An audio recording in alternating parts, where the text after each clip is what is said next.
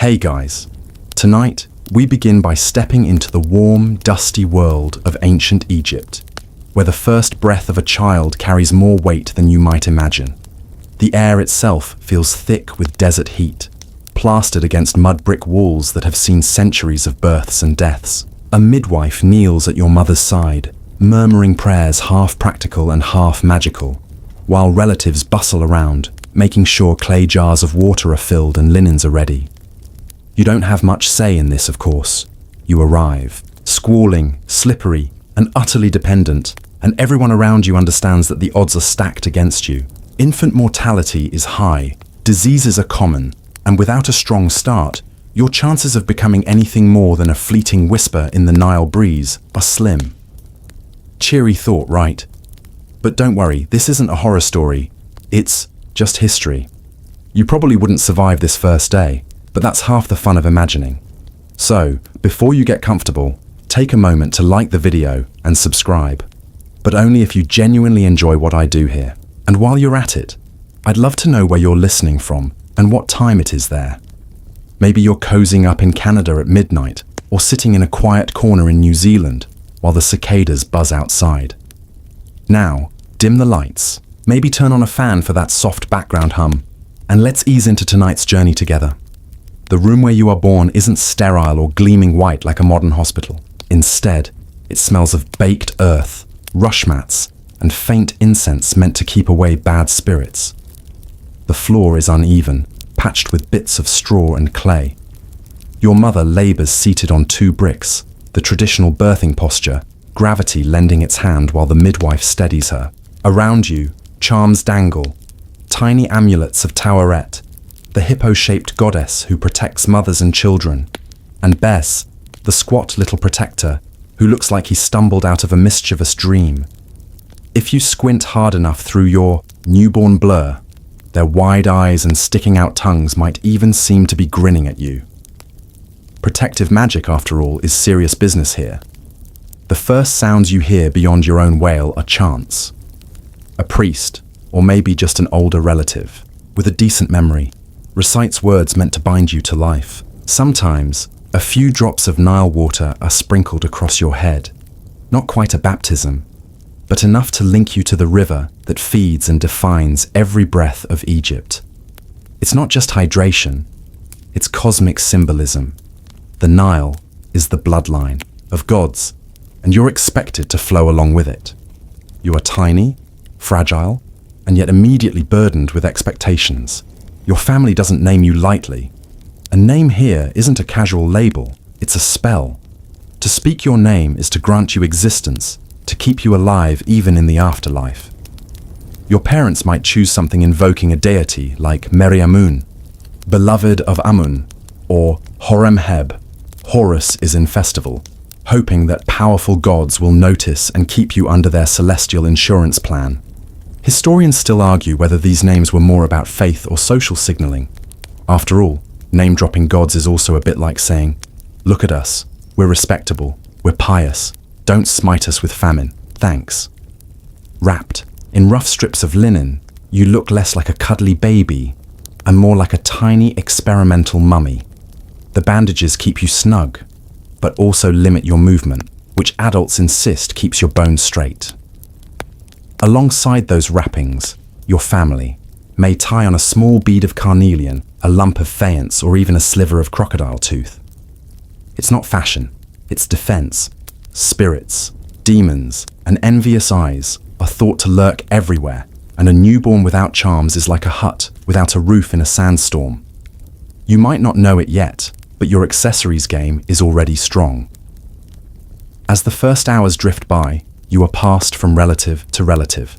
Grandmother's coo, uncles comment on your supposed resemblance to great-grandfather so-and-so, and siblings poke curiously at your wriggling hands. In a corner, a small clay oil lamp flickers. The flame dances, throwing jagged shadows on the wall. Someone jokes lightly that if the lamp sputters, it means you'll be stubborn. If it burns steady, you'll be calm. Ancient Egyptian families loved omens, any excuse to read meaning into accidents of daily life. Of course, no birth is free from anxiety.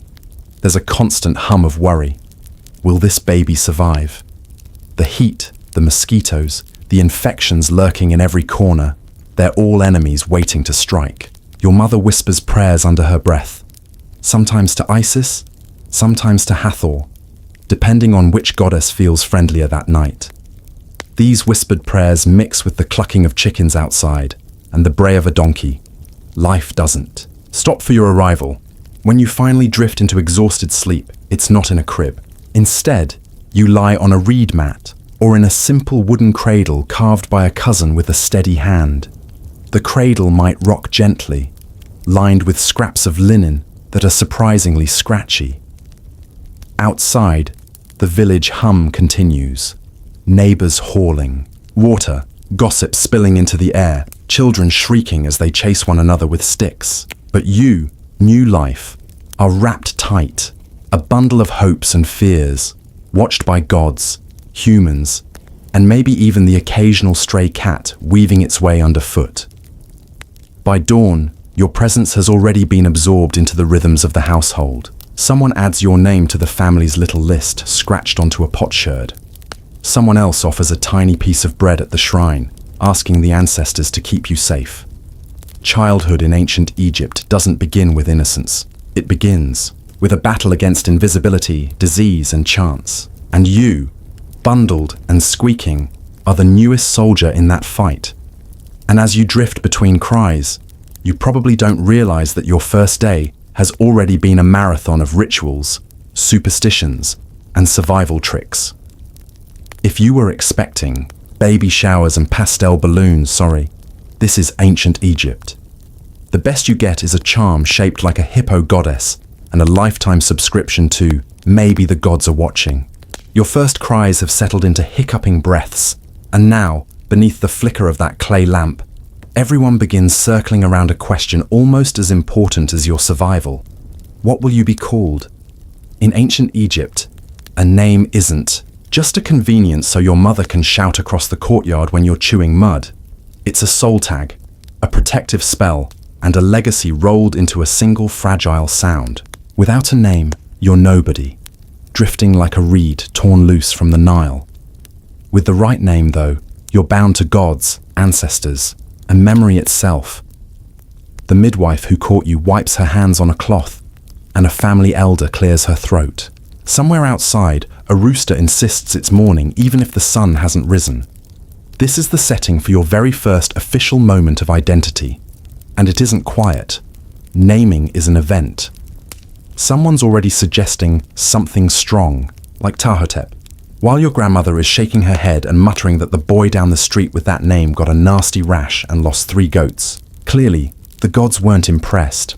The priest, if your family can afford one, enters with the practiced solemnity of someone who knows he's half ritual expert, half showman.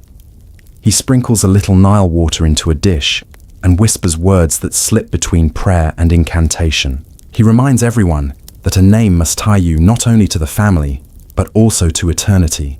After all, Egyptian culture thrives on the belief that spoken names keep souls alive long after bodies turn to dust. Tomb walls aren't plastered with nicknames for fun.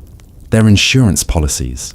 Without a name, even the richest man risks fading into what they called the second death, the one where no one remembers you. So here you are, not even a day old, and already people are debating your branding strategy. Will your name tie you to a god, to a parent, to a hope? If your father's a scribe, he may push for something scholarly sounding, maybe Jehutim's, honoring Thoth, god of writing. If your mother has lost children before, she might want something humble, designed not to draw too much divine attention, as though the gods are more likely to snatch away a child whose name brags too loudly. Historians still argue whether names were chosen more for magic, fashion, or family politics, but for you, it's all of the above, plus a dash of superstition. And while we're on superstition, did you know some families actually gave their children ugly nicknames in private? The idea was that evil spirits wouldn't bother with a kid called Dumpy or Stinky. Imagine running around in the dust while your mum yells, "Come here, little crooked nose." Sure, you'd grow up with self-esteem issues, but hey, At least the demons would ignore you. When your official name is finally announced, it carries weight. The sound echoes in the cramped space, repeated by relatives until it feels stitched into the walls. Someone might scratch it on a potsherd with a reed pen, a tiny rehearsal for the grander inscriptions your life will, or won't, earn later. For now, though, it's less about posterity and more about protection. Speaking your name aloud over and over is a way of anchoring you into reality.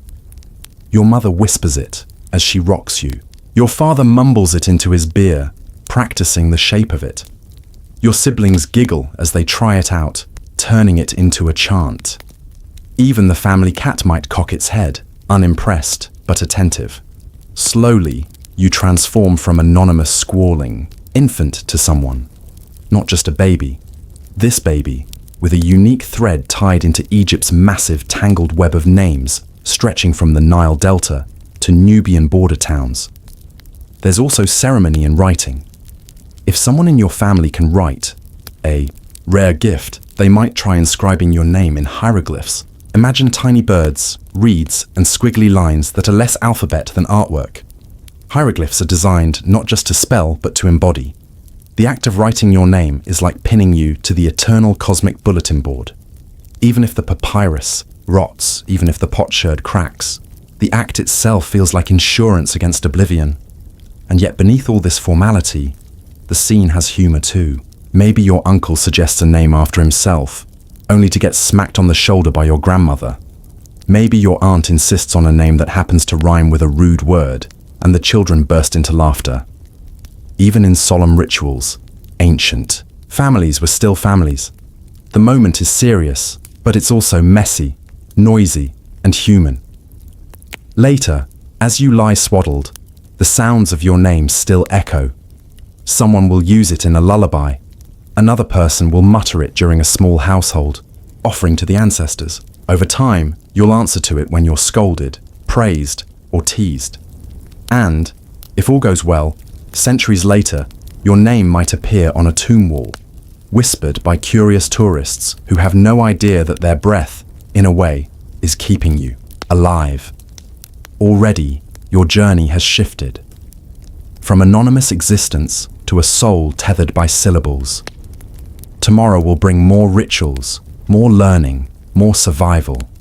But tonight, your name hums in the dark, mingled with the chirp of crickets and the whisper of the Nile outside. Because here in Egypt, to be named is to be real. And you've just become eternal. The oil lamp burns low, and you're still wrapped like a tiny experimental mummy. But life doesn't pause just because you arrived yesterday. The household rhythm pulls you in whether you're ready or not. Now that you've been named, blessed, and admired, it's time for swaddling, charms, and the strangely inventive ways Egyptians tried to keep babies alive. You may not appreciate the process. Honestly, you don't have much of a vote. But for your family, it's a mix of medicine, magic, and daily habit. First comes the swaddle. Strips of linen, coarse, scratchy, sometimes reused from older cloth, are wound tight around your body. To a modern parent, it looks like overkill. To an Egyptian mother, though, it's safety. The wrapping keeps your limbs straight, supposedly, preventing crooked bones, and gives you a neat, manageable bundle to tuck under an arm while grinding grain or fetching water. Imagine trying to do chores with a squirming, floppy baby. Better to have you look like a little scroll tied up for storage. The fabric smells faintly of smoke, Nile water, and sun. Because laundry here doesn't involve scented detergents. It's beaten on stones at the riverbank, dried in the heat, and stored in baskets woven from reeds. So when you're swaddled, you carry the scent of the land itself, mud, water, and fire. You also carry a bit of superstition woven into every fold. Parents believe tight wrapping shields you from wandering spirits, as if demons might have trouble untying knots. And honestly, who wouldn't? Have you ever tried to unravel yards of linen in the dark? But linen alone isn't enough.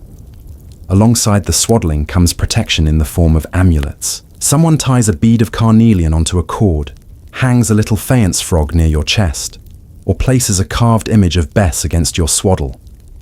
Bess, that squat, wide-eyed lion man dwarf figure, is the MVP of baby protection. He looks ridiculous. Tongue sticking out, beard bristling, belly jiggling, but that's the point. His terrifying cuteness scares off evil, the way a carved gargoyle might in another culture. Egyptians trusted Bes enough to paint him on nursery walls, stitch him into fabric, even carve his face onto rattles. He's your ancient baby monitor, glaring into the dark on your behalf. Sometimes, the amulets get creative. A crocodile tooth hung around your neck, a scarab beetle tucked near your heart, a little bronze snake meant to repel real ones slithering too close to your mat. Historians still argue whether these objects were believed to hold actual magic or just symbolic comfort. Either way, they gave your parents the sense that they were doing something, anything, in a world where childhood could vanish like dew on desert sand. Of course, not every charm was practical. Some remedies sound more like a prank from a bored, older sibling. For instance, crocodile dung. Yes, you heard right. Powdered crocodile droppings mixed with other ingredients sometimes showed up in protective concoctions. Maybe it was smeared on walls, maybe tucked into little packets near infants. The logic was simple. Crocodiles are terrifying, so why not borrow some of their power? You might smell like the back end of a river beast, but hey, at least demons would think twice. This was ancient science, equal parts symbolism, desperation, and let's see if this works. And then there was milk. Your first meals are messy experiments in survival. If your mother is healthy, she nurses you, rocking in the shade while neighbors pass by. If she can't, a wet nurse is hired, sometimes a neighbor, sometimes even a servant in wealthier homes. Nursing wasn't just nutrition, it was spiritual. Milk carried not just sustenance, but also essence, believed to transmit health, strength, and even character. To nurse from someone was to inherit a piece of them. When milk failed, people improvised. Honey mixed with water might be dribbled into your mouth, sometimes mashed dates, sometimes goat's milk, though no one's sterilizing the vessel. And your tiny stomach rebels more often than not. Infant mortality is high, so every spoonful feels like rolling dice with fate. Still, parents cling to hope, mixing food with prayers, whispering charms while feeding you. Even sleep carried rituals. You don't lie in silence. Parents hum, siblings sing, and the rhythm of life lulls you to rest. Reed cradles creak, mats rustle, and somewhere in the background, someone grinds grain with a steady thump, thump, thump. That sound is as reliable as any lullaby, a percussion line in your earliest memories. If you fuss too much, someone shakes a rattle carved with little animal figures, shaking away both boredom and spirits. There's laughter in the routine too. Your siblings poke fun at how you look swaddled, like a loaf of bread wrapped for the oven. Someone jokes that you already resemble a tiny mummy. It's grim foreshadowing, sure, but also comfort. Joking about death keeps it at bay, at least for now. Egyptians didn't separate life and death with the same clean lines modern people do. To them, the afterlife was always present, a neighbor just across the riverbank. And through all of this, you are simultaneously adored and worried over. Your cries are a good sign. They mean your lungs work, your spirit is strong. Too quiet and everyone grows nervous. Too loud and someone mutters that you'll grow into a handful. Babies are omens, their behavior read like tea leaves. Every hiccup, every sneeze, every twitch carries weight.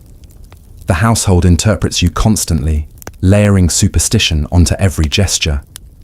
The swaddle tightens, the amulets jingle faintly, and your name, already whispered into the night, wraps you in yet another invisible layer. In the days ahead, you'll be fed strange mixtures, dosed with protective herbs, and rocked by calloused hands that have raised more children than they've buried.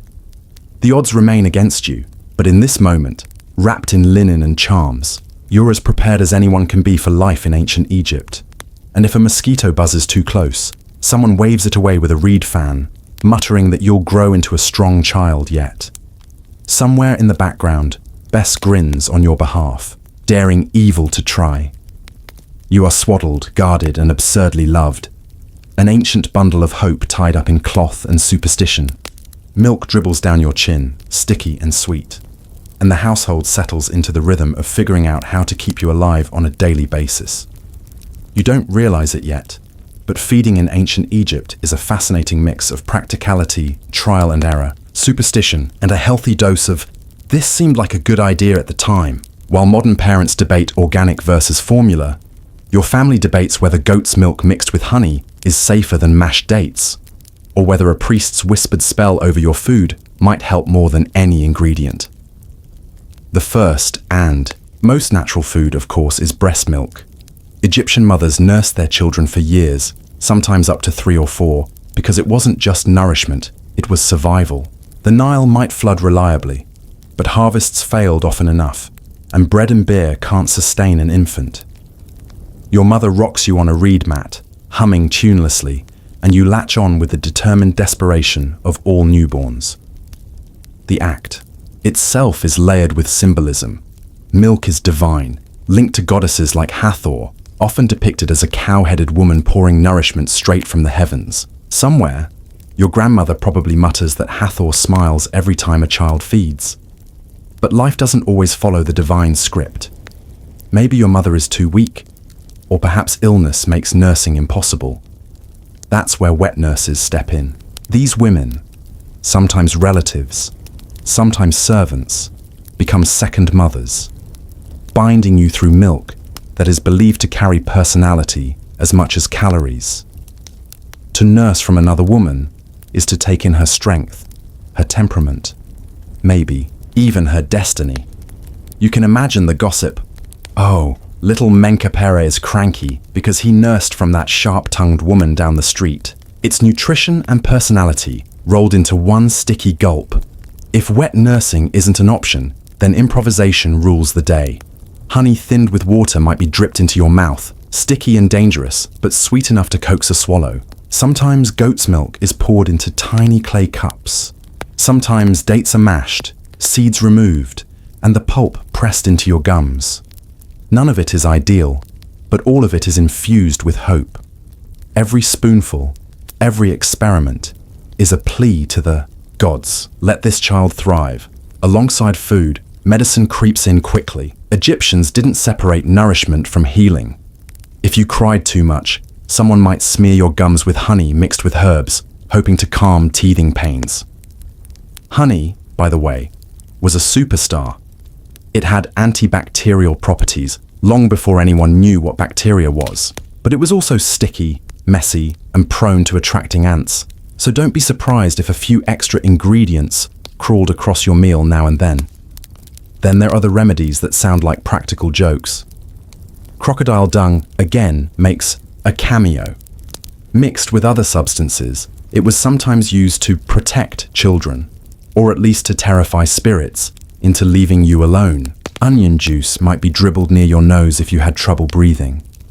Garlic, crushed and pungent, was tied into little packets hung near your swaddle. The logic was always the same. Strong smells equal strong protection. Evil, apparently, had a delicate nose. Historians still argue whether Egyptians genuinely believed these substances had medical value, or whether they were more like talismans made edible. But one thing is clear. Parents tried everything. They weren't careless. They were desperate. Infant survival rates were brutal, and every family carried memories of children lost too soon. To feed you, to doctor you, was not just routine. It was resistance against inevitability. Of course, feeding time wasn't always solemn. Siblings peek over your mother's shoulder, giggling as you sputter milk down your chin. Someone jokes that you drink like a crocodile, open-mouthed, messy, impossible to keep neat. Your father, tired from hauling water all day, pretends to steal your honey treat and gets swatted on the arm for it. Even in households shadowed by mortality, laughter thrives. Humor makes fear manageable, and for a moment, everyone chuckles at the sight of your sticky cheeks. At night, when the oil lamp flickers low, feeding becomes quieter, more tender. The hum of insects outside the mud brick walls mixes with the occasional snore of a goat, Your mother whispers your name softly as you nurse, as though weaving the sound into your very bones. Each swallow is life continuing, another tiny victory in a world that offers no guarantees. And when you've had enough, when your belly is round and your eyelids heavy, you collapse into sleep with a faint hiccup. Someone wipes your chin, someone else adjusts your swaddle, and the household sighs in relief. For tonight at least, you're fed, alive, and safe. Tomorrow will bring new challenges, new remedies, and probably another experiment involving honey, onions, or worse. But tonight, you dream on a full stomach, and that, in ancient Egypt, is a triumph worth celebrating. Because here, food isn't just food. It's magic, medicine, and memory, wrapped in sticky sweetness and desperate love. And you, tiny bundle of hope, have just survived another day. Morning comes fast in ancient Egypt. The first sun rays slide like molten copper over mud brick walls, gilding the courtyards where geese honk impatiently and donkeys shake dust from their manes. You, still a wobbly toddler, are lifted from your mat and plopped barefoot into this noisy arena, ready to begin a new phase of your childhood, learning how to balance on legs that don't yet agree with you, in a land where the ground itself is as much a teacher as any scribe with a reed pen. The earth beneath you is hot, not warm, not cozy, hot enough to make you hop like an over-eager frog until your feet toughen into little leather pads. Every step feels like a test, and every stumble gets a laugh from older siblings. They clap when you manage a few strides, then snicker when you land face first into a pile of sand.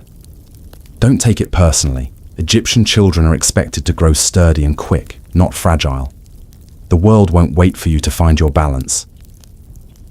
Toddlers here don't have playpens, padded floors, or hovering helicopter parents. Instead, you've got courtyards cluttered with baskets of onions, clay jars waiting to tip over, and geese who hiss like feathered demons whenever you toddle too close.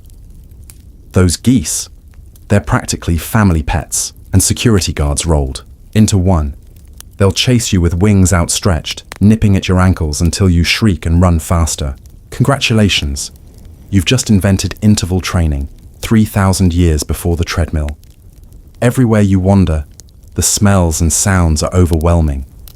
Dust clings to your skin, goats bleat from the alleys, and a neighbour's bread bakes in clay ovens, filling the air with the sharp, almost smoky scent of barley. You trip over pebbles, bump into door frames, and stub your toes on low thresholds, designed more for blocking snakes than accommodating your clumsy little legs. And yet, each misstep teaches balance. Egyptians believed in practice through living, not through padded safety corners. The hazards don't stop there. Donkeys clop through narrow lanes, unbothered by the fact that you're in the way. Chickens scatter as you chase them, leaving feathers stuck to your sweaty skin. Somewhere nearby, an older child carries a jug of water larger than you are, and you marvel at the way they don't fall over under the weight. One day, that'll be your job too. But for now, you're busy just keeping your head upright, without wobbling like a reed in the breeze. When the heat grows unbearable, you flop down in the shade of a wall, cheeks flushed, hair sticky. Other children plop beside you, their skin equally dust-smeared, their tunics rumpled from play. They toss you a toy of sorts, maybe a clay figure or a smoothed piece of wood shaped into a cow, and suddenly you're distracted from your bruised knees. Play is the ancient balm for scraped toddlers, and it's everywhere, improvised from whatever the ground provides. Historians still argue whether toddlers in Egypt had any structured training, or whether survival itself was the curriculum. Judging from the sheer number of tomb paintings showing kids tumbling around naked or half-clothed, the answer leans toward the latter. Childhood was raw practice, falling, getting up, learning balance from sand, coordination from chasing chickens, and endurance from surviving the sun. That's your education before any thought of scribal schools or weaving lessons comes along. There are, of course, quirky parental interventions. A grandmother might smear a little oil on your skin so you don't bake completely in the sun. A protective amulet dangles around your chest, bouncing against your skin as you stagger along. Maybe someone even ties a reed cord loosely around your waist so you can be yanked back from danger. The ancient Egyptian equivalent of a toddler leash. Practical, absolutely. Dignified, not so much. At night you curl up on a straw-stuffed mat, bruised but triumphant. Your knees sting, your feet throb, but you're still here, alive, learning, and slightly tougher than yesterday. The adults chuckle, proud of your clumsy perseverance. They know each stumble makes you stronger, each goose chase sharper. Survival here isn't about avoiding falls. It's about getting up so often that falling becomes second nature. Tomorrow, you'll do it all again, chasing, tumbling, shrieking, balancing, laughing, because that's what toddlerhood means in ancient Egypt. You don't grow up in silence or safety. You grow up in dust, noise, and chaos, learning balance from the very ground you fall on. And in its strange, chaotic way, it works. The wobble of your toddler steps eventually steadies, and before long, your clumsy shuffles become confident strides. With sturdier legs comes another rite of passage. The first marks of your hand, the first attempt to leave a trace on the world, around you. In ancient Egypt, drawing is not simply amusement. Even the casual scrawls of a child carry echoes of eternity, because every line hints at the sacred language of gods and kings, hieroglyphs. You don't realize it yet, but when you pick up a broken potsherd or a reed pen, you're dabbling in something halfway between doodling and destiny. The village itself is already filled with marks. Tomb walls are covered in elaborate painted scenes. Temples bristle with carved hieroglyphs. Even your own home might have simple decorations. Lotus, flowers painted on a wall, or protective symbols chalked by your parents near the doorway. So when you grab a charcoal nub and begin dragging it across the side of a jar, you're not just making a mess. You're joining a conversation that's been going on for centuries. At first, of course, your drawings are nonsense, swirls, stick, figures, maybe a blob that you insist is a cow, though everyone else swears it looks more like a beetle. Your older siblings laugh, but your mother saves the potsherd anyway. Egyptians didn't throw away every scrap of childish scribbling. Sometimes they cherished them, slipping them under mats or storing them with household odds and ends. You might even find your own masterpiece, reused later as a writing practice shard by a cousin, your early doodle hiding beneath a line of copied hieroglyphs. Recycling, ancient style. And it's not only potsherds. Smooth mud walls are irresistible, canvases. So are scraps of limestone left over from construction. You scratch wobbly images with sticks, sometimes imitating what you've seen carved on tomb entrances. Maybe you draw a boat with oars pointing the wrong way, or a jackal with ears bigger than its body. The grown-ups chuckle, but also nod approvingly. After all, artistic play echoes something sacred. To Egyptians, images hold power. A badly drawn crocodile still hints at crocodile energy, which is why some parents quietly wipe away your monster doodle before night falls. Better safe than sorry. One mainstream fact about Egyptian life is that scribes, those trained to write and draw hieroglyphs properly, held enormous prestige. They recorded taxes, copied hymns, and inscribed tombs. To doodle as a child is, in a way, to mimic that elite profession. Parents may even encourage you with scraps of ink and reed pens, half hoping you'll show some promise. If you're a boy in a family with ambition, those first scribbles are taken seriously. They're hints of whether you might someday join the ranks of scribes, escaping the back-breaking life of farming. But don't imagine all your drawings are training. Most of them are games. You and other children scratch grids into the dust and use pebbles to play sonnet-like board games. You draw animals and then chase each other, pretending to be the creatures you've outlined. Some days, you take a lump of mud, shape it into a tiny ox or bird, and leave it to dry in the sun. A week later, it crumbles to dust, but for a short while it was yours, your creation, your toy. Quirky tidbit. Some archaeologists have uncovered ancient doodles etched by children onto pottery shards. They're not neat hieroglyphs, but childish sketches of boats, stick-figure humans, and clumsy animals. In a way, they're the oldest refrigerator door art in history. Tiny reminders that even thousands of years ago, kids couldn't resist, drawing on anything they weren't supposed to. Somewhere in Thebes, a mother probably scolded her child for scratching a picture of a dog onto a storage jar. Now, how will I explain this at the market? Still, behind the playfulness lies deeper meaning.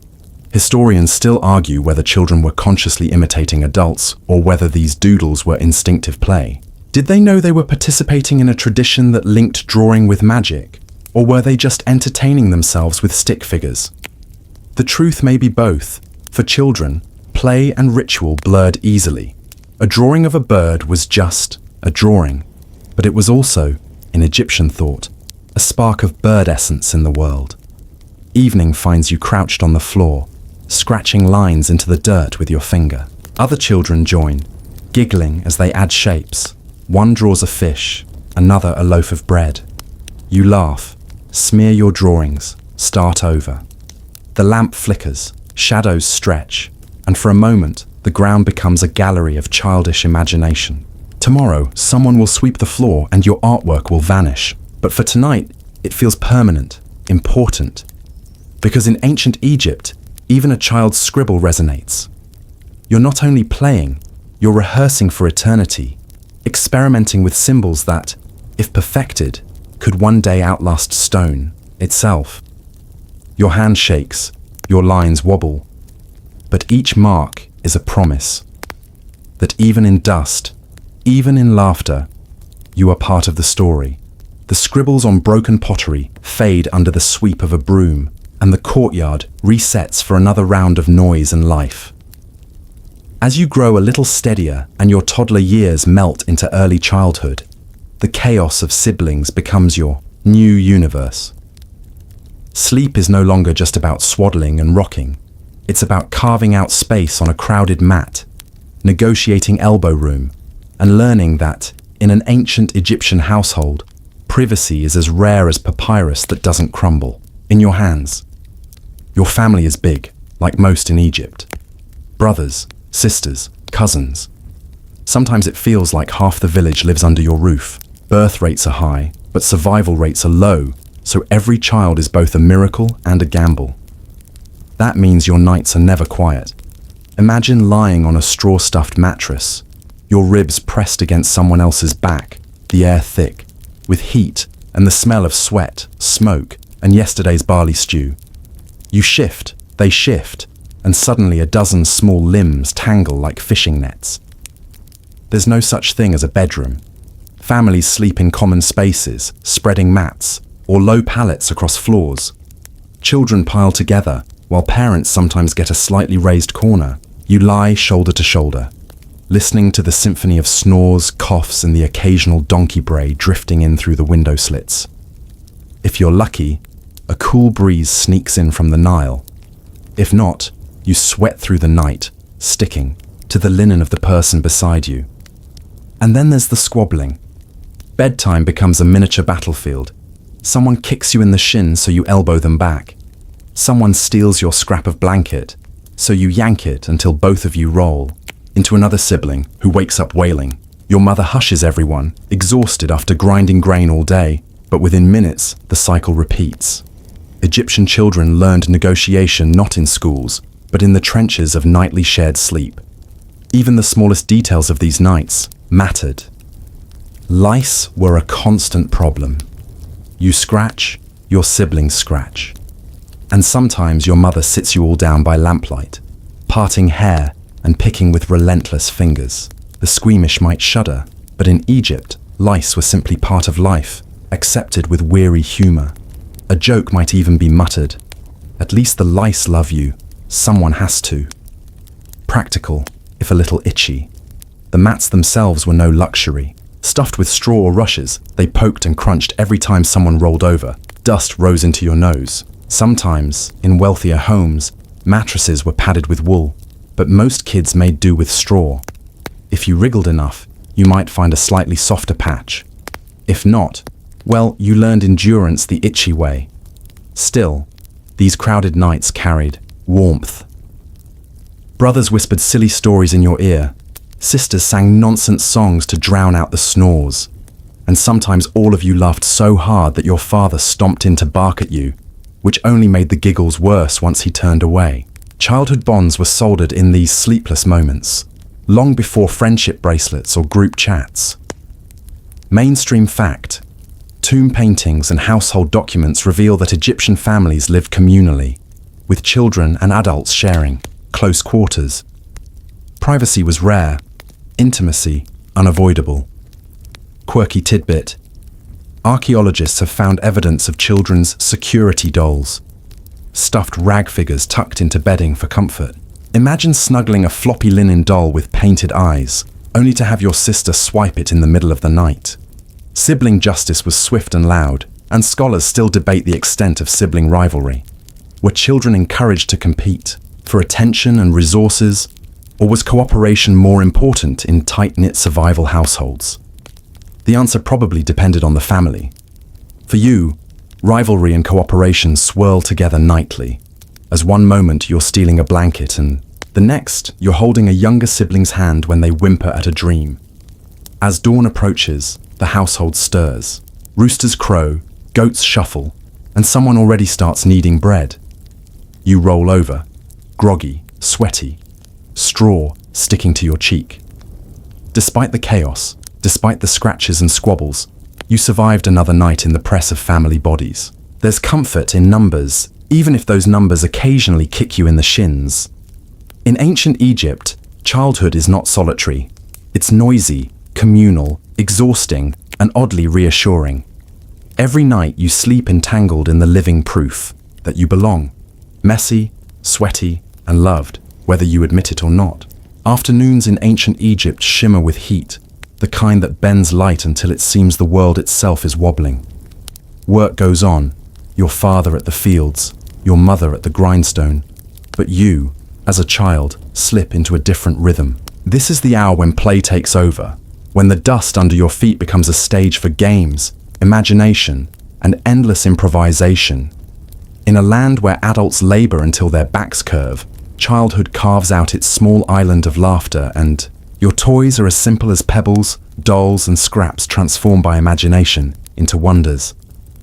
You squat in the courtyard with other children, the earth hot beneath your toes.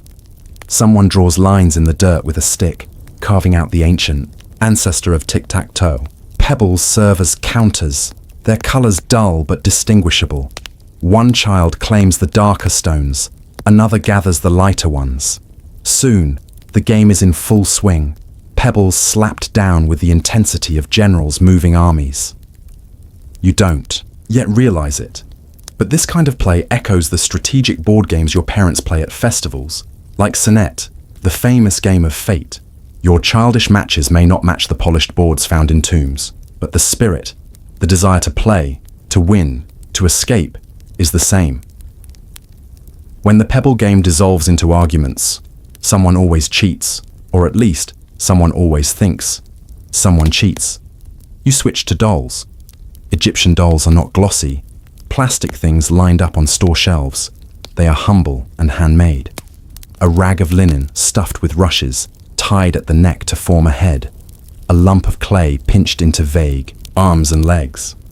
Sometimes, wealthier households carve wooden figures, painting eyes that stare back a little too intensely. Archaeologists have even found dolls with movable arms, early experiments in joints, proof that ingenuity doesn't need batteries.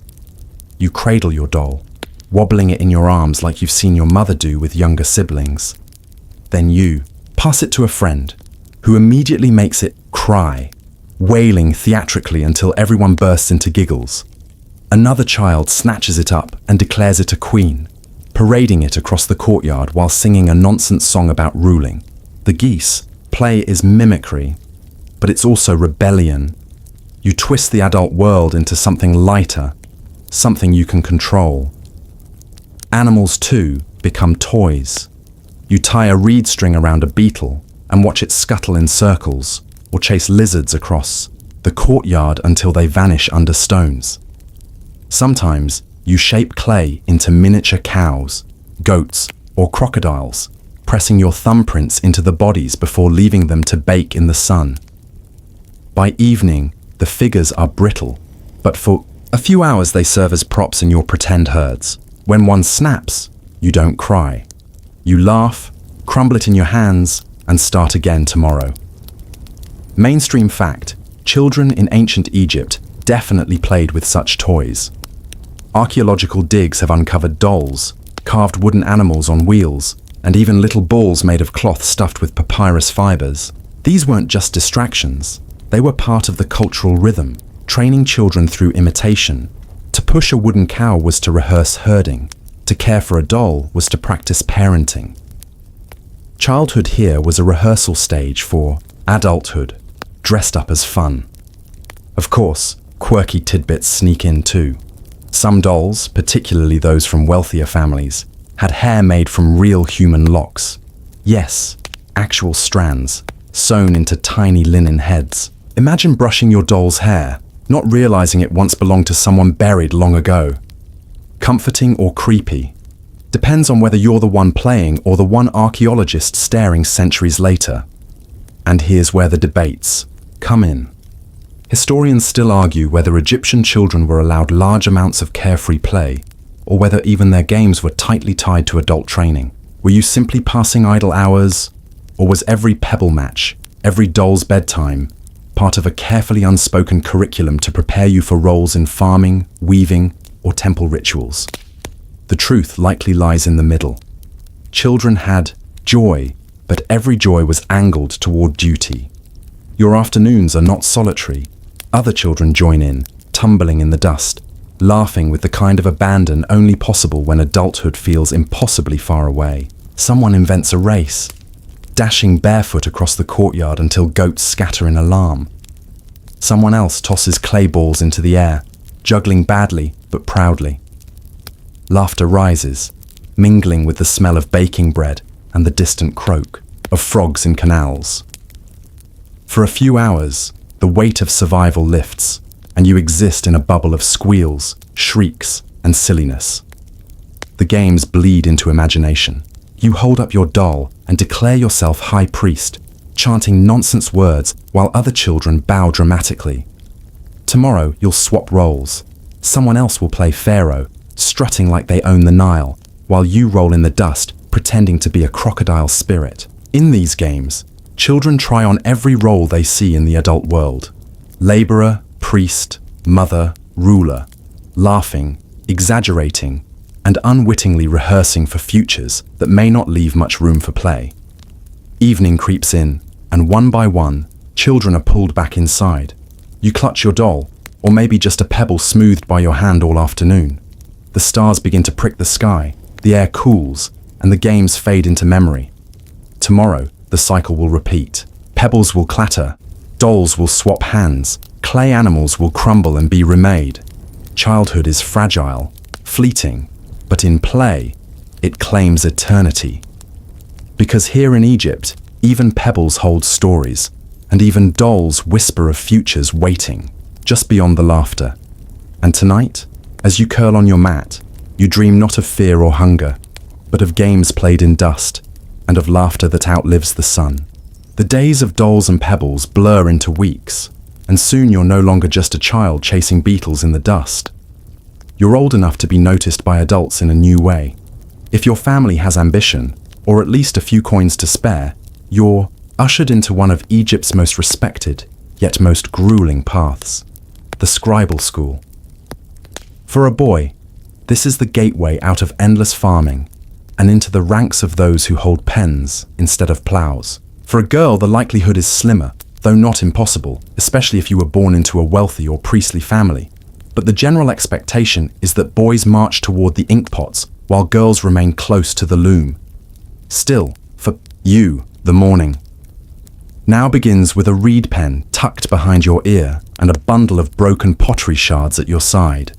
Papyrus is precious, too precious for beginners to waste, so your first lessons are scratched onto discarded fragments of limestone and old pot pieces. Imagine squatting, cross-legged, your knees aching, the sun already warming the mud walls around you, while a stern teacher watches with hawk eyes to make sure you copy the same hieroglyph over and over until your wrist cramps.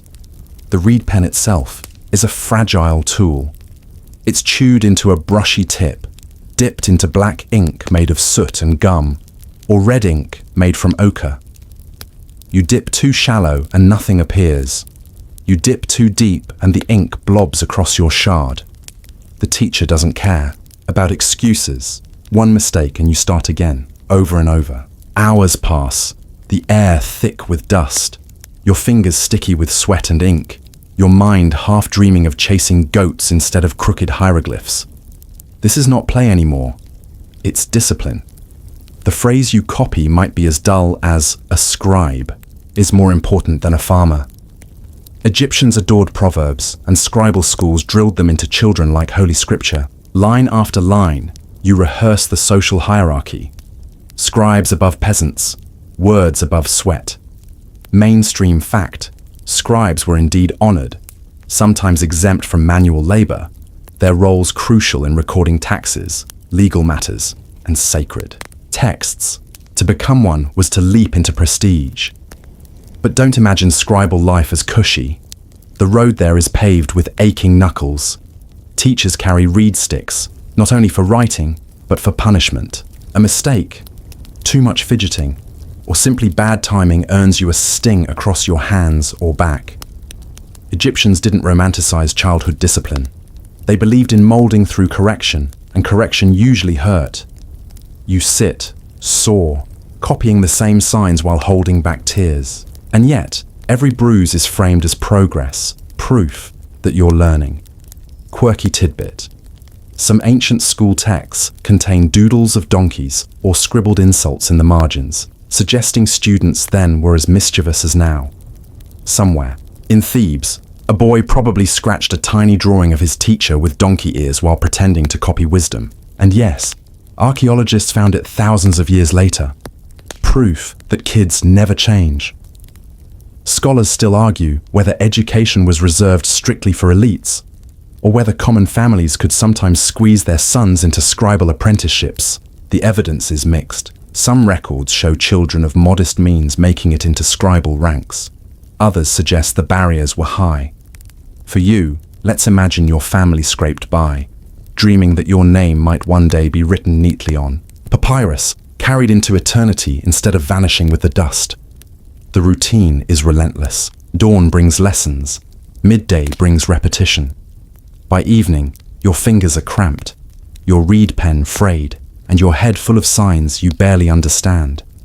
You trudge home, eyes sore from staring at symbols of birds, eyes, and reeds. Dinner is bread, beer, maybe a date if you're lucky, and then your parents ask to see your work. You hold up the shard, ink smudged, letters uneven. They nod anyway, proud that you are walking a path most children never touch. Nighttime doesn't erase the strain. Lying on the mat among siblings, you dream of hieroglyphs chasing you through corridors. Giant owls and snakes demanding proper spelling. You twitch, mutter, and wake to find straw stuck to your cheek. Tomorrow, it will begin again. And yet, beneath the exhaustion, there's pride.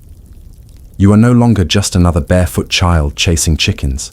You are something else, an apprentice in the language of gods. Because in Egypt, to hold a reed pen is to hold power.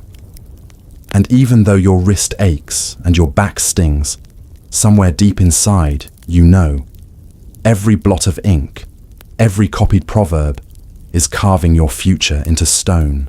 Morning begins before the sun even clears the horizon.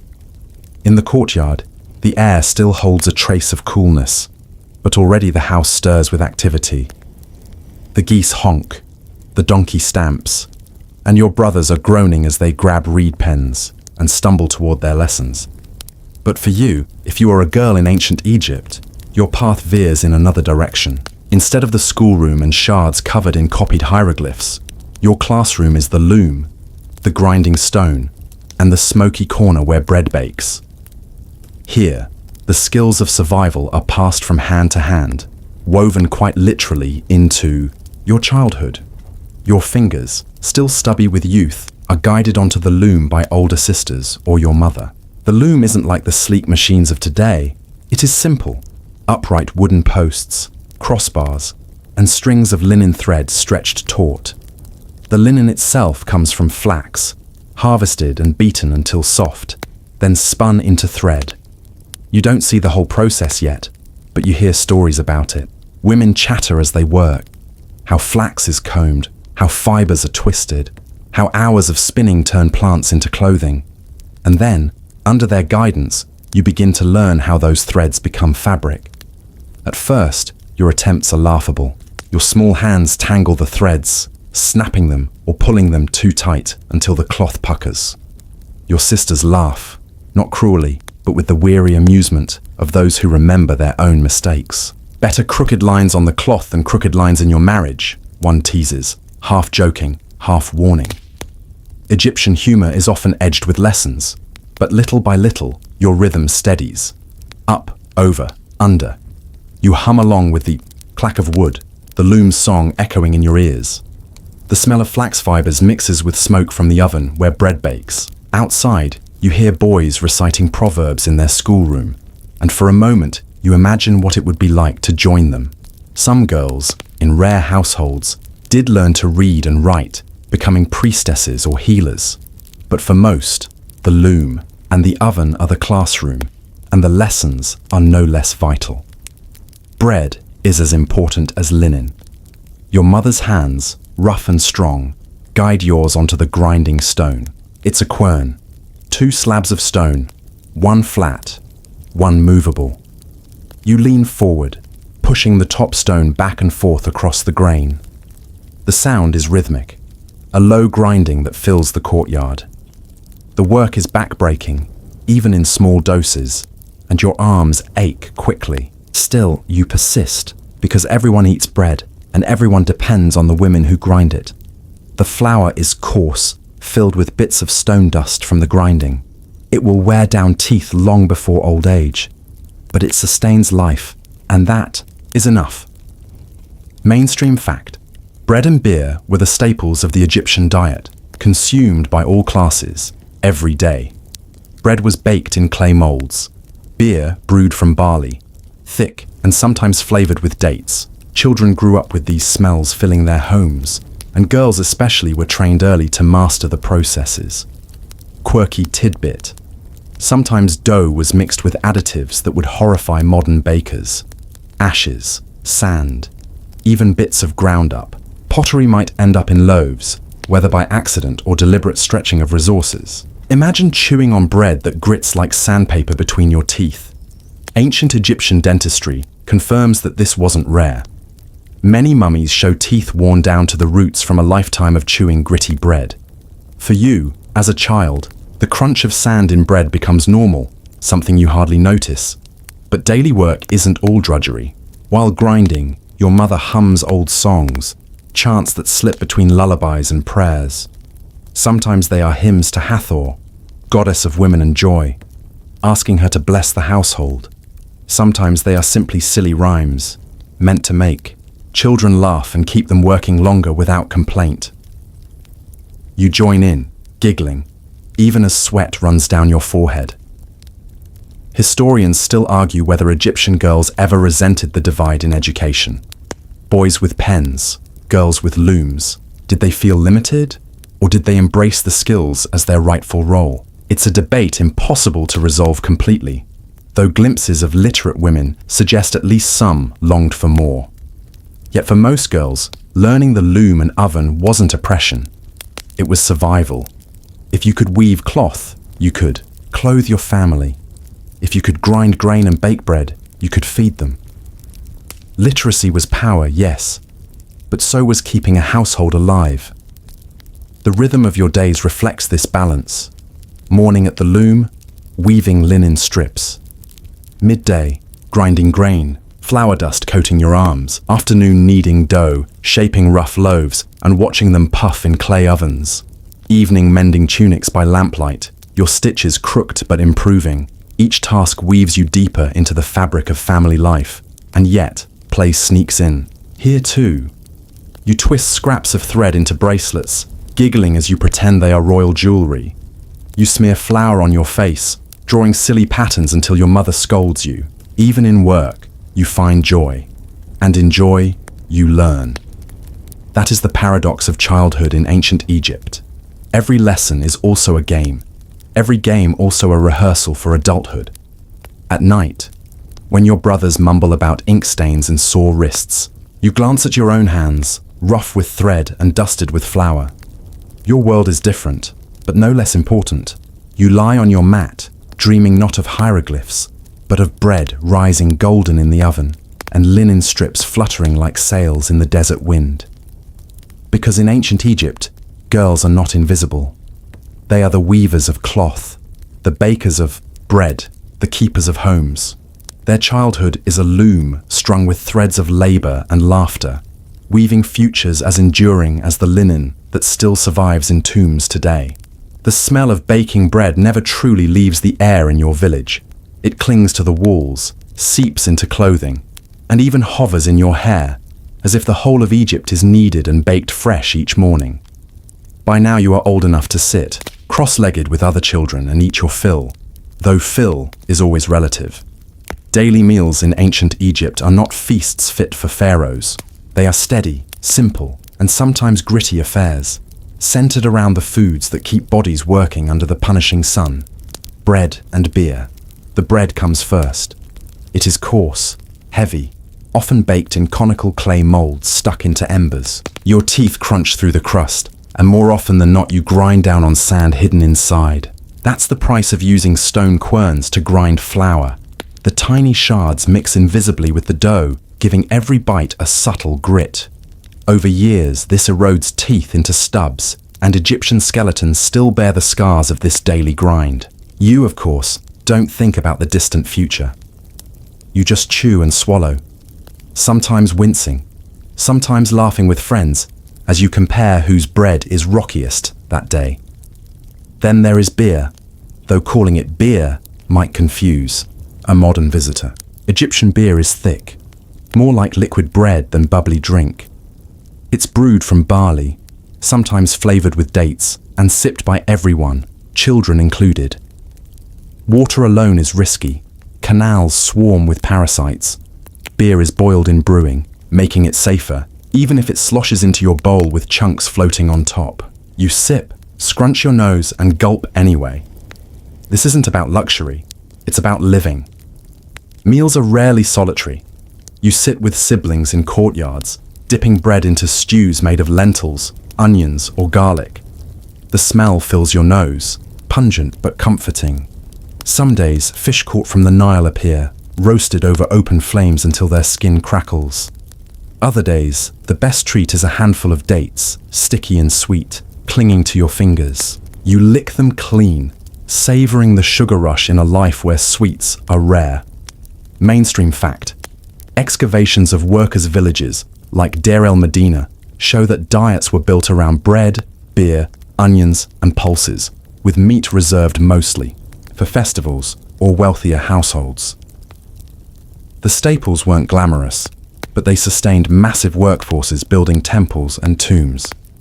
Quirky tidbit: Egyptians sometimes flavored their beer with mandrake or even poppy. Imagine sipping your juice at age 6, not realizing it carried a mild sedative kick. No wonder naps came easily after lunch. And yet, there was humor too. Children teased one another about who dribbled the most while drinking from communal jars, or who managed to choke on a lentil, sparking laughter until the coughing subsided. Historians still argue whether children received equal portions of food or whether parents prioritized adults when resources grew thin. Some evidence suggests children often ate last, scraping bowls, clean, while other records imply mothers fiercely defended their little ones' shares. For you, every meal is a negotiation. A quick hand, a sharp eye, and sometimes a shove to make sure you get your piece before it vanishes into someone else's mouth. The meals stretch beyond food into ritual. Before eating, your mother might mutter a quick prayer to household gods, asking that the bread rise well and the beer stay fresh. Afterward, crumbs are sometimes left for the ancestors or even for wandering spirits. Food connects the living and the dead, the divine and the mundane. Every crust you chew links you, however faintly, to an eternal cycle. And mealtime is also storytelling time.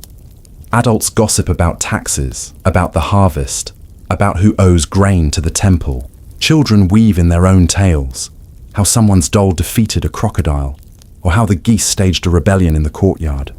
Laughter, arguments, and clattering bowls fill the air. Eating is never silent. It's noisy, communal, alive. When festivals come, meals transform. Suddenly, the table, or reed mat, is laden with luxuries. Cuts of beef, roasted geese, honey cakes, even wine if someone has connections. You watch wide-eyed as adults dance and sing, your own mouth full of sticky cakes that melt into bliss. These days are rare, but they etch themselves into memory, glowing brighter than ordinary bread and beer. But ordinary days matter most. Every crust chewed, every sip gulped, every sticky date shared with a giggling sibling becomes part of the rhythm of your childhood. You fall asleep with the taste of barley still on your tongue, and you dream of feasts where no one fights for the last piece. Because in Egypt, food is more than fuel. It is the glue of families, the heartbeat of households, and the simplest, surest reminder that you are alive. And as you lick date syrup from your fingers under the stars, you belong to that ancient rhythm, chewing the same bread and sipping the same beer as millions before you. The dust of the courtyard settles after another long day of work and meals. And now your household stirs with a new energy, something that pulses louder than the rhythm of querns or the chatter of siblings. It is festival time. Festivals in ancient Egypt aren't rare interruptions. They are woven into the year like threads into linen, each tied to gods, harvests, or local traditions.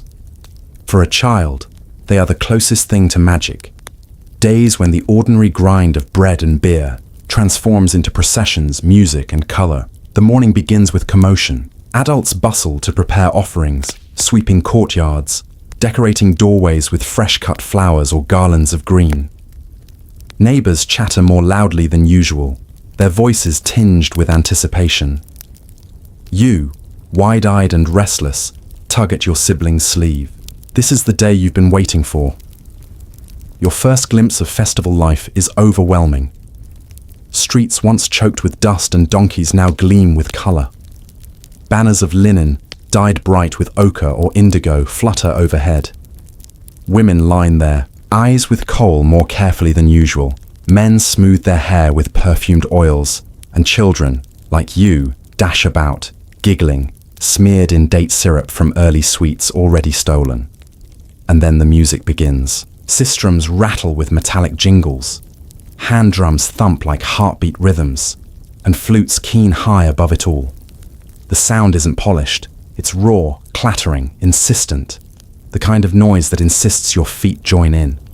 You stomp, sway, and laugh as neighbors spin in half dances, their movements somewhere between ritual and revelry. The centerpiece, though, is always the procession. Priests in linen kilts, heads shaved, emerge from the temple carrying sacred images of gods. Sometimes, it's a small gilded statue of Hathor or Isis, swaying on a portable shrine as men chant and sway under its weight. Incense curls into the air, sharp and sweet, wrapping you in a haze that makes the whole scene shimmer. For children, these moments are awe-inspiring. The gods step into the streets, and you stand barefoot in the dust, craning your neck to see them, half convinced their eyes flicker to meet yours. Mainstream fact: festivals in Egypt often involved carrying gods' images from temples into the open, where people could greet them. The Opet festival in Thebes, for example, celebrated Amun, Mut, and Khonsu with processions, music, and offerings. Workers' villages, too, had smaller, but no less fervent celebrations. Quirky tidbit: beer flowed freely during these events, sometimes in such quantity that festival grounds resembled Wild Street. Parties. There are records of Egyptians intentionally seeking intoxication in honor of Hathor, goddess of joy and love. For children, this meant adults staggering in song, laughter echoing down alleys, and occasionally someone falling face first into a bread stall, comic gold for any watching kid. Historians still argue whether festivals were primarily religious devotion or thinly veiled excuses for communal feasting and intoxication. The truth, as usual, lies between. They were sacred, yes, but also deeply human, full of noise, flirtation, gossip, and release from daily labor. For you, festivals mean freedom. No one scolds when you dash between neighbors, your feet chalked with dust. You nibble on honey cakes pressed into animal shapes, sweet and rich enough to make your head spin. You sneak sips of weak beer from your uncle's jug, coughing at the bitterness while your cousins laugh. Someone smears ochre paint onto your cheeks, declaring you a miniature priest, and you strut until the joke wears off. The day blazes on. Heat doesn't matter. Feet pound in rhythm with drums. Processions loop back, priests chanting louder, women ululating in piercing cries that echo like birds across the village. You twirl, dizzy, clutching the hand of a sibling to keep from falling. Laughter explodes all around. As dusk falls, the festival doesn't fade. Torches flare, sparks rising into the deepening sky. Shadows leap across mud walls as dancers whirl. Musicians, drunk on rhythm and beer, pound louder. The gods retreat to their temple, but the people remain, celebrating under the stars. You collapse into a heap with other children, sticky with sweat, crumbs clinging to your skin, heart thumping from the joy of it all. Later, lying on your mat, the night air cool against your skin, echoes of the festival still hum in your bones. You dream of gods striding through torchlight, of banners whipping in the wind, of music so loud it shakes the dust from the walls. And you know that even in a life of grinding grain, fetching water, and dodging geese, there are days when Egypt herself seems to explode into celebration, and childhood feels touched by eternity. Because in ancient Egypt, festivals are not rare indulgences. They are lifelines, bursts of joy that remind even the smallest barefoot child that the gods walk among the people, and that life, no matter how harsh, has moments of brilliant, dazzling light.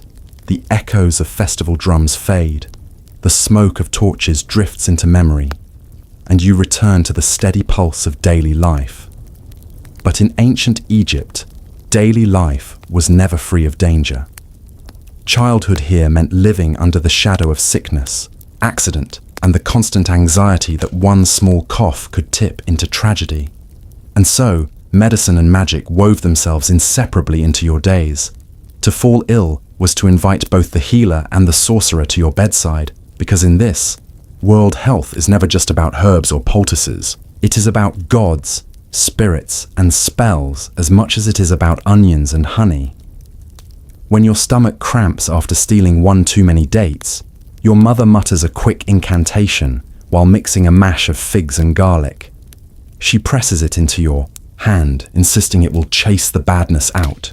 You chew, wincing at the bitterness, then swallow under her stern gaze. To her, this isn't just food.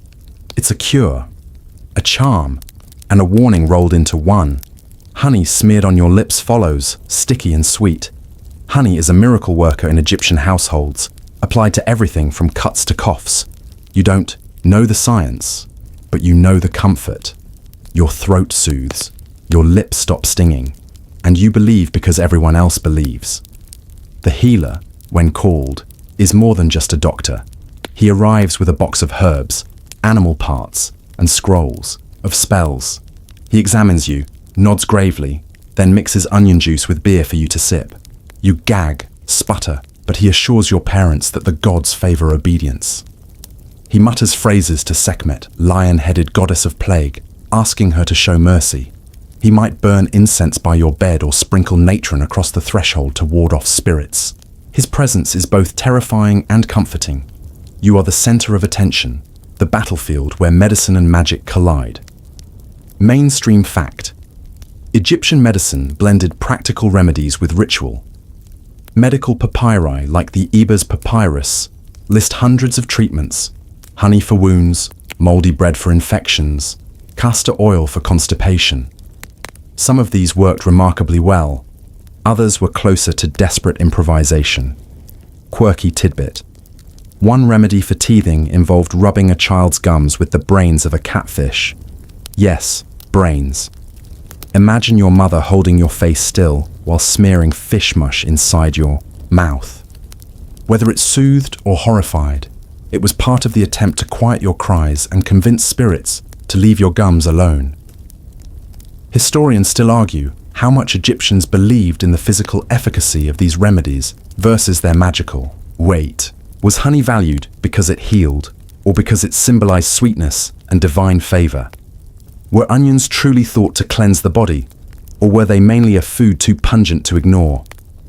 The debate continues, but in your home, no one separates the two. Medicine and magic are threads of the same cloth, and to tug one without the other feels incomplete. At night, when fever comes, your family surrounds you with chants. Your grandmother sprinkles water across your forehead, murmuring words. So old, even she doesn't know their origin. A clay figurine of Bess is set beside your bed, glaring at the sickness on your behalf. You cry, sweat, and toss on your mat. And through it all, the rituals continue. Songs, prayers, poultices, and whispered bargains with gods. Sometimes cures come quickly. A fever breaks, and the household sighs in relief. Other times, the illness lingers, dragging the whole family into weariness. But always, the effort is fierce. In a land where childhood is precarious, no measure is too strange, no mixture too foul, no chant too repetitive. To heal a child is to heal the future. And families throw every tool they have at the darkness, and when you wake, weak but alive, the house erupts in joy. Your mother kisses your forehead, sticky with sweat. Your father brings a small treat, maybe a fig or a sweet cake saved from the last offering. Your siblings hover, half curious, half relieved that you'll be joining their games again. For a moment, you are a victory, living proof that medicine, magic, and sheer determination can fend off the shadow for another day. Because in ancient Egypt, childhood is a constant negotiation with sickness, and every cure, whether honey on your lips or a spell whispered in your ear, is both a practical act and a prayer against the unknown. You survive, not because the world is gentle, but because families cling fiercely to every heartbeat, fighting with every scrap of knowledge and every ounce of faith. The fever breaks, the honey jars are scraped clean, and the amulets are tucked back onto their shelves. You've survived another brush with sickness, and now life reclaims its rhythm. But childhood in Egypt is not only about work, lessons, or illness. It is about companionship, and sometimes, those companions are not your siblings or neighbors, but animals who pad, purr, squawk, or chatter alongside you. Pets in ancient Egypt are not just playthings. They are protectors, status symbols, friends, and even sacred beings in their own right. Your first friend might be a cat, sleek, sharp-eyed. Its body coils like smoke as it slips between baskets and jars. Cats are not pampered house pets in the modern sense. They are practical allies, fierce hunters of mice and snakes, but they are also adored, treated with reverence as creatures linked to Bastet, the goddess of home, fertility, and protection. When a cat curls up beside you, its purr rattling like a sistrum, your mother smiles, believing the goddess herself is blessing your sleep. You stroke its fur, giggling when it flicks its tail in mock annoyance. A child and a cat, two creatures equally mischievous, equally adored. Dogs, too, wander the courtyards. Some are lean hunting hounds, sleek and swift, with ears sharp as arrows. Others are scruffier, more like companions who lope lazily at your side. You chase them, tug their tails, and sometimes sneak them scraps under the table. In return, they guard the household, barking at strangers and bristling at shadows. Tomb paintings often show children with dogs at their feet, a reminder that loyalty between species is as old as Egypt itself. But pets are not always the predictable kind. Imagine your father bringing home a monkey, a mischievous little creature whose chatter fills the air. Wealthier families sometimes kept monkeys, and though they were not common in every home, they were unforgettable where they appeared.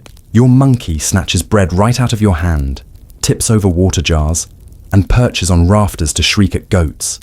He drives your mother half mad, but you adore him. When he curls on your shoulder, picking at your hair, you feel like royalty, a child of means and marvel. Birds too flutter into your childhood. Ducks and geese waddle around the courtyards, honking loud enough to wake the dead. You chase them, shriek when they nip your ankles, and sometimes cradle a downy chick in your palms, soft as clouds. Doves coo from rooftops, and ibises, long-beaked, solemn, stalk the riverbanks. Every bird feels like a messenger of the gods, every feather a secret charm. You string feathers into necklaces, convinced they carry flight into your bones. Mainstream fact: Egyptians truly did revere animals as companions and symbols. Cats were often mummified, sometimes buried with their owners. Dogs had names inscribed on tomb walls, names like Brave One or Reliable. Monkeys appear in paintings, perched beside children or playing instruments. Animals were not background, they were family, quirky tidbit. Some households even kept gazelles or ibexes as pets. Imagine trying to play tag in your courtyard while a gazelle leaps effortlessly over baskets, scattering grain everywhere. Not exactly convenient, but undeniably impressive. Archaeologists have uncovered collars and leashes size for these animals, proving they weren't mere fantasy.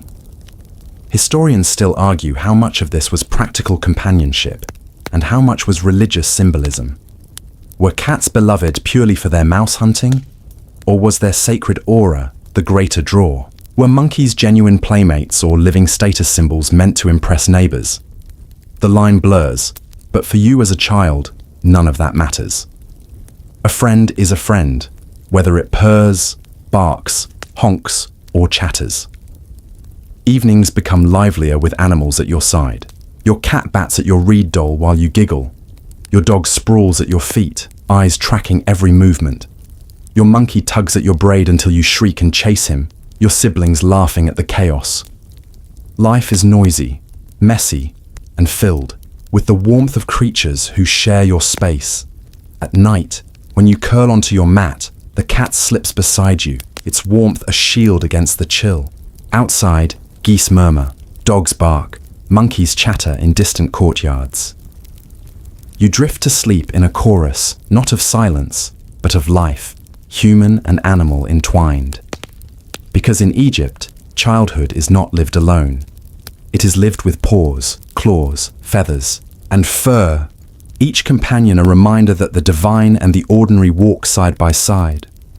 And you, stroking the whiskers of a purring cat, are part of that eternal companionship.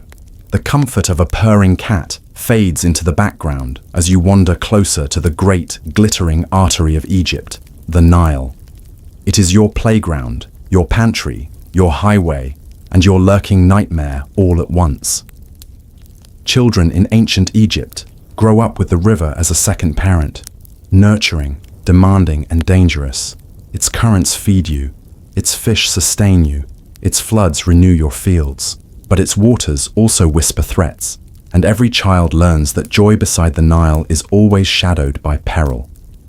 You are still small, your legs knobbly and restless, but already the Nile has pulled you into its games. You throw pebbles into the current, watching ripples shimmer in the gold of morning. You squat with siblings on the muddy banks, sculpting little boats from reeds and pushing them into the current, shrieking with delight as the wind carries them away. You paddle in the shallows, toes sinking into wet mud, chasing minnows with your hands cupped wide. The water glitters, the sky stretches endlessly, and for a few moments, life feels like eternal play. But adults watch closely, their eyes sharp. They know what lurks beneath the glimmer. The Nile is not a tame pet. It is a wild god, both giver and taker. Crocodiles drift like logs until they lunge, jaws snapping. Hippos, massive and territorial, hide in reeds, capable of smashing boats with one violent charge. Even the current itself can betray, pulling a child under without mercy. Your mother's voice sharpens every time you stray too close. Not deeper. Stay where the mud clings to your ankles. Her words carry the weight of memory. For every family knows stories of children swallowed by the river. Mainstream fact, the Nile was both lifeline and danger. Annual floods renewed soil, but crocodiles and hippos posed real threats. Records, paintings, and archaeological finds show Egyptians respected the river deeply, offering prayers and sacrifices to appease its spirits. Children grew up knowing both its gifts and its dangers. Quirky tidbit: crocodile dung wasn't just used as medicine or amulet stuffing. It was sometimes smeared on thresholds or even fashioned into protective charms against the very beasts that produced it. Imagine that irony. Protecting yourself from crocodiles with crocodile droppings. If nothing else, the smell might have kept both beasts and playmates away. Historians still argue whether children were genuinely allowed to swim freely in the Nile, or whether play near the water was more tightly controlled.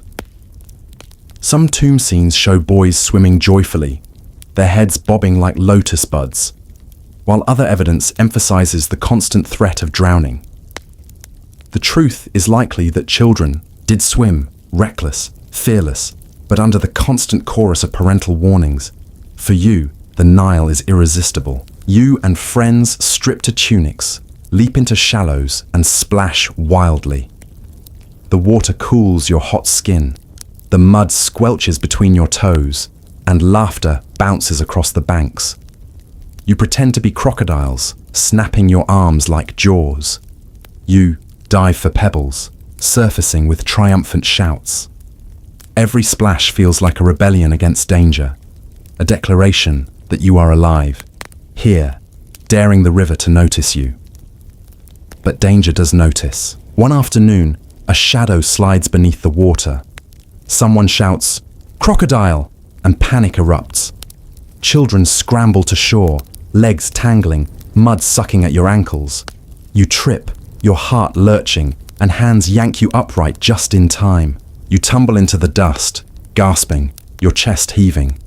The crocodile never surfaces, but the fear lingers. That night, Bess stares from his amulet perched beside your bed, grinning wide, and you clutch him tighter than usual. Your parents use the moment as a lesson. They tell you stories of Sobek, the crocodile-headed god, fierce and protective, but demanding respect. They remind you that the Nile is sacred, not a toy, and that even gods must be approached with humility. Their warnings mix fear with awe, and you begin to see the river not just as water, but as a living force, capricious and eternal.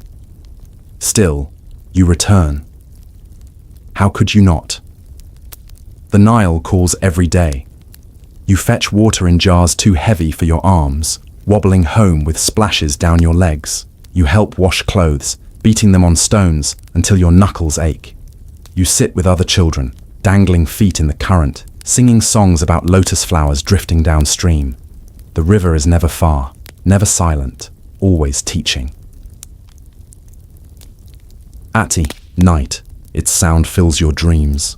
You hear the lap of waves against boats, the cry of frogs in the reeds, the distant splash of something large moving just out of sight. Sometimes it soothes you, sometimes it chills you, but it always reminds you, the Nile is life, and life is never without risk. Because in ancient Egypt, childhood is shaped by the river. It gives you fish, clay, and games. It threatens you with crocodiles and currents. It cradles your laughter in its ripples and holds your fear in its depths. And you, barefoot on its banks, learn early that joy and danger are always two sides of the same Nile-slit coin. The Nile's shimmer fades into dusk, and one by one the courtyards of your village fall quiet. The geese stop honking, the donkeys curl their tails, and the smoke from cooking fires drifts into the cooling sky. By now, you've eaten your share of bread, sipped your thick beer, and perhaps stolen a sticky date or two.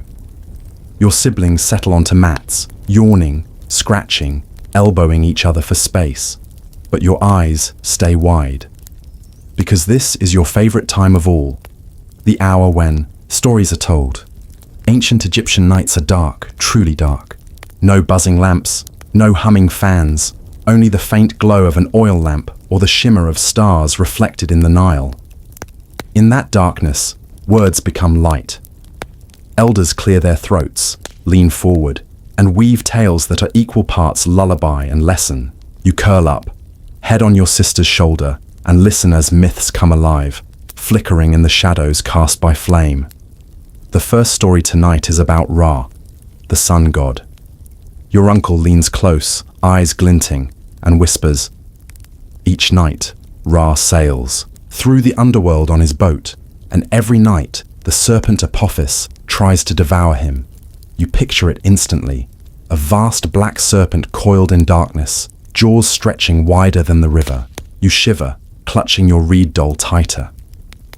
But, he continues, Ra always wins. Every dawn he rises again, blazing across the sky. The adults nod solemnly, and you exhale in relief. Tomorrow will come. The sun will rise. Because Ra never truly loses, the stories tumble on. You hear of Osiris, murdered by his jealous brother Set, and of Isis, weeping but cunning, who reassembles her husband's body and breathes life back into him. You hear of Horus, their son, falcon-eyed and fierce, battling Set for the throne of Egypt. These tales aren't just entertainment. They are the backbone of how you understand the world.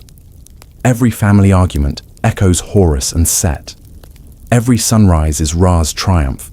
Every burial is Osiris's story replayed. Mainstream fact: Egyptian mythology was central to daily life, not confined to temples. Ordinary families told myths as part of cultural education. Tomb paintings, temple carvings, and papyri all confirm how deeply these stories shaped worldviews. Quirky tidbit: sometimes the myths were told with humor, especially for children. Set might be described not only as treacherous, but also as sulky, stomping like a spoiled sibling. Isis might be portrayed as clever in the way your mother is clever, always one step ahead. These playful versions helped children remember, and helped adults laugh at the troubles of gods who, despite their powers, often behaved just like quarrelsome villagers. Historians still argue how much ordinary Egyptians truly believed in the literal reality of these myths versus treating them as symbolic. Did children like you lie awake trembling at the thought of Apophis devouring the sun? Or did they grin knowingly, confident the serpent was just a story? The answer is probably both. Belief was not about strict literalism, but about living inside the rhythm of these stories. You listen, eyes heavy, as another tale unfurls. This one is about the goddess Nut, who swallows the sun each evening and births it anew each morning. You picture the sky itself as a great woman, arching over the earth, painted with stars, her mouth open to take in the glowing disk. You imagine, lying on your mat and actually seeing her swallow the sun, her body stretching overhead. Your younger brother asks, "But does it hurt her?" The adults laugh softly. Of course not. She is the sky itself. You grin, reassured. Sometimes the stories turn darker, a tale of demons wandering the night, of spirits that sneak into houses if doors are left unbarred. You burrow deeper under your blanket, peeking at the Bez figurine glaring from the corner. The adults chuckle at your wide eyes, but still they add, "Keep your amulet close." The stories are not only stories. Fear sharpens the lesson. Lock the door, wear the charm, trust the gods.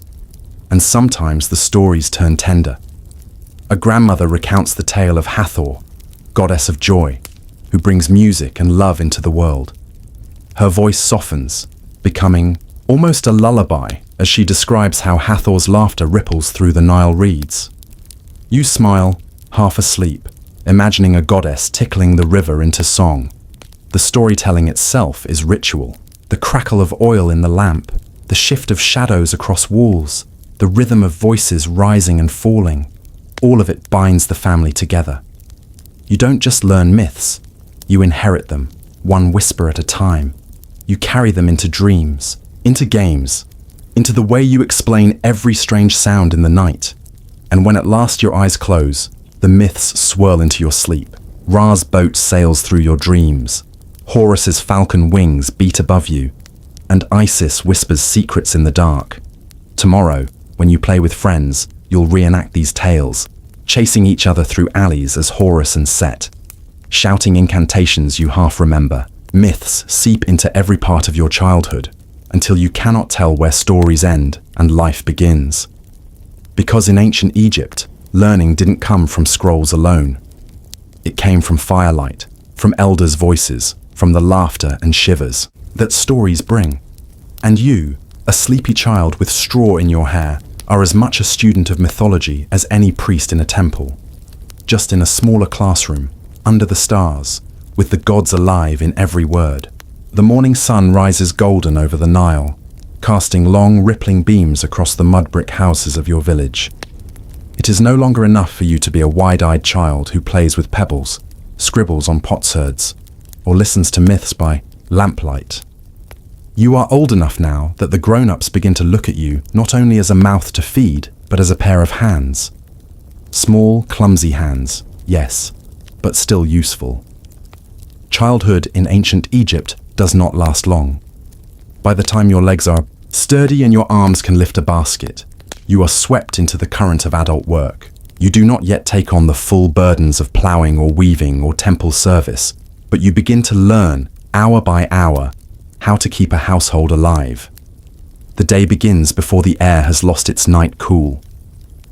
Your mother shakes you awake while the horizon still glows faint pink. Chickens are already clucking, goats bleating, and your father is coughing into his hand as he shoulders a basket. You rub grit from your eyes, scratch your scalp, and shuffle into the courtyard. You are handed a jar almost as tall as your torso and told to follow the older children to fetch water. The Nile waits, shining and menacing, its banks crowded with neighbors doing the same. The jar is heavy even when empty. Its clay scratches against your belly as you stagger, arms trembling. Older children laugh and tease you, darting ahead, balancing jars on their heads with an ease that seems impossible. You trudge carefully, feeling every pebble under your bare feet. By the time you reach the river, your arms ache. Then comes the worst part, filling the jar. You squat, dip, and nearly topple in. The current tugs at your toes, reminding you of crocodiles that lurk invisibly downstream. Someone steadies you, and together you lift the jar, sloshing and spilling, back onto the bank. And now the return journey begins, harder, heavier, wobbling under a weight that seems designed to crush your ribs.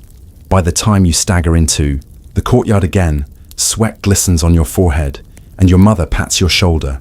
You've passed one of the first tests of growing up, but water carrying is only the start. Next, you are sent to help with animals. Goats need herding, chickens need guarding, and donkeys need tethering. You shuffle after a small herd, stick in hand, shouting nonsense words you've copied from your father. The goats, of course, ignore you. One breaks away, nosing into a neighbor's onions, and you dash after it, slipping in dust, tumbling headlong into the stalks. The neighbor shakes her head, muttering that you'll never make a herdsman.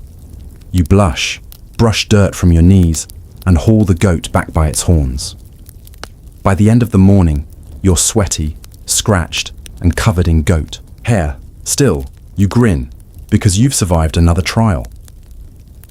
Mainstream fact: archaeological finds and wall paintings show children depicted alongside adults in farm scenes, carrying water jars, herding goats, or helping with harvests. Childhood was not separated from adult work. It was preparation for it. Quirky tidbit: some ostraca, broken pottery shards used for notes. Record complaints about children shirking chores, preferring to play senet or chase each other in the fields instead. Imagine your father carving a grumble onto a potsherd. This boy prefers games to goats, proof that nagging parents are older than papyrus itself. And historians still argue whether these early chores were viewed as formal training or simply necessity. Were children deliberately taught or just dragged into work because more hands were always needed? The debate continues, but for you, it hardly matters. When your mother presses a basket into your arms, you obey. Training or necessity, your arms ache either way. As the sun climbs higher, you are called into the shade of the house. Grain must be ground, and though you are still too small to handle the heavy quernstone, you are set to sifting flour through a reed sieve. Dust puffs into your face, coating your eyelashes. You sneeze violently, and your sisters laugh until your mother scolds them. Hours pass in clouds of flour, your skin turning pale with dust. You are part of the bread now, a child slowly ground into the daily rhythm.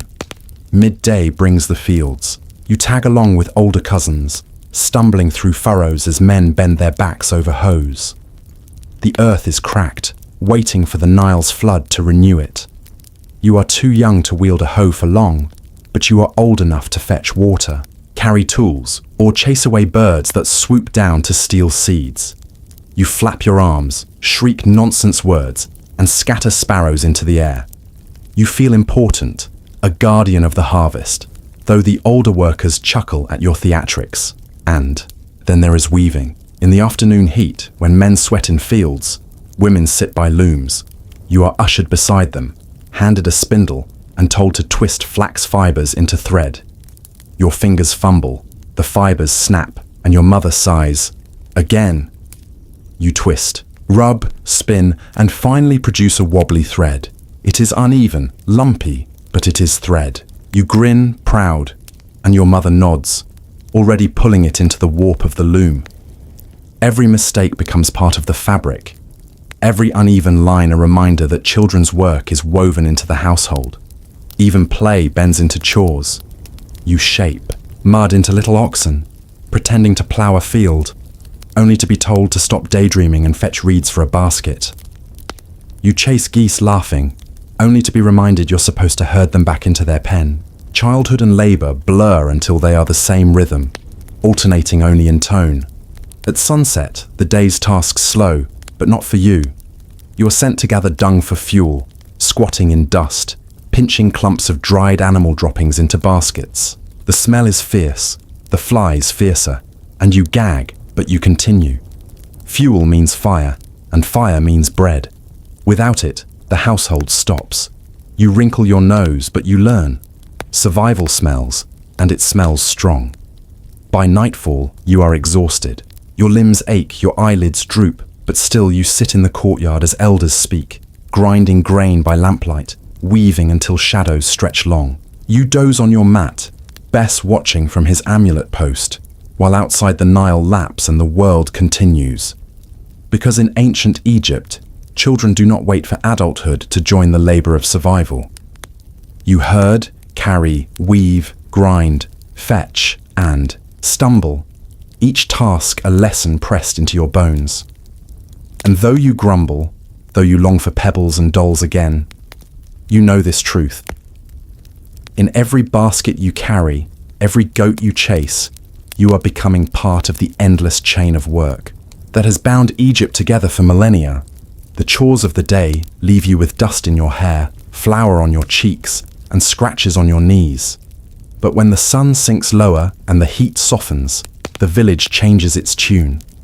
Work does not vanish, but voices rise differently, lighter, more tangled, sometimes edged with laughter, sometimes sharp as knives. This is when you begin to notice something new, the constant undercurrent of talk. Gossip and secrets ripple through the alleys like the Nile's current, unseen yet unstoppable. As a child, you don't just overhear these whispers, you soak them in, wide-eyed, long before you understand their full weight. Childhood in Egypt is not only about work or play, it is also about learning how adults weave words, lies, truths, and warnings into the very fabric of daily life. You sit in a corner, nibbling the last of a date, while your mother and her neighbors grind grain side by side. Their stones move in rhythm, but their voices dance quicker, trading stories that dart and sting. "Did you hear about the overseer's wife?" One begins, her eyes gleaming. She says her husband spent more time at the tavern than at the granary. The others gasp, laugh, then lower their voices, aware that children are listening. But they do not stop. Secrets are never truly secret here. They are offerings tossed like crumbs for everyone nearby to pick at. You pretend not to listen, fiddling with your reed doll, but every word sticks. The tone of voices, the hiss of a name whispered too quickly, the chuckle that hides something meaner underneath, all of it becomes part of your education. You learn that adults carry power not only in their hands but in their tongues. A word can ruin. A rumor can spread faster than fire in dry reeds, and even children know better than to repeat what they hear at the wrong time. Sometimes the gossip is harmless. Tales of whose goose wandered where, whose bread failed to rise, whose child fell face first into the canal again. These stories spark laughter, soft and communal, everyone grateful for a moment to mock without malice. Other times the talk is heavier, hushed. Taxes, grain quotas. The scribe who came yesterday to measure the fields and seemed to write down more than what was fair. You watch as your father spits into the dust, muttering curses under his breath. You don't yet understand the numbers or the law, but you understand the sharp edge of his voice. Mainstream fact: villages in Egypt were tight-knit, with houses pressed close together, sounds carrying through reed walls. Privacy was rare, and gossip thrived as both entertainment and social control. Archaeologists studying places like Deir el Medina have even uncovered written notes, ostraca, recording arguments, accusations, and everyday disputes. Quirky tidbit: some of those ostraca reveal petty squabbles that sound shockingly familiar. Complaints about neighbors borrowing tools and not returning them. Accusations of someone eyeing another's spouse. Even snide jokes scribbled about co-workers. Yes, 3,000 years ago, someone was still muttering, "Can you believe what she wore to the temple?" Historians still argue how much power gossip truly held in villages. Was it simply idle chatter, or was it a real force, shaping reputations, marriages, and fortunes? The answer, judging by how carefully adults lower their voices when the subject turns sharp, is clear enough to you. Words matter as much as deeds. Even children participate. You whisper secrets to your siblings, giggling about who fell asleep during lessons or who got smacked by the teacher's reed stick. You repeat half-understood words, rolling them on your tongue like sweets, testing the power of carrying news. Sometimes you are caught. An adult scolds you, little ears, big mouth. You pout, but inside you smile. You are learning the art. The village itself is a chorus of sound. Women laugh as they knead dough. Men argue over fishing rights. Someone cries out in anger when a goat escapes into the onions. Someone else sings a hymn under their breath as they sweep dust from their threshold. You walk through it all, a child invisible enough to pass unnoticed, yet present enough to catch every line. You store these words in your chest, not sure what they mean, but sure they matter. Evenings bring the most dangerous whispers. When the sun sets and oil lamps flicker, neighbors gather outside their doors, voices softer, eyes darting. Here, the talk shifts to secrets that feel heavier. Who visited whose house after dark? Which tax collector took bribes? Which laborer muttered rebellion under his breath at the overseer? You do not understand it all, but the tension is real. Adults frown more, smile less, and sometimes cut the conversation short when you linger too close.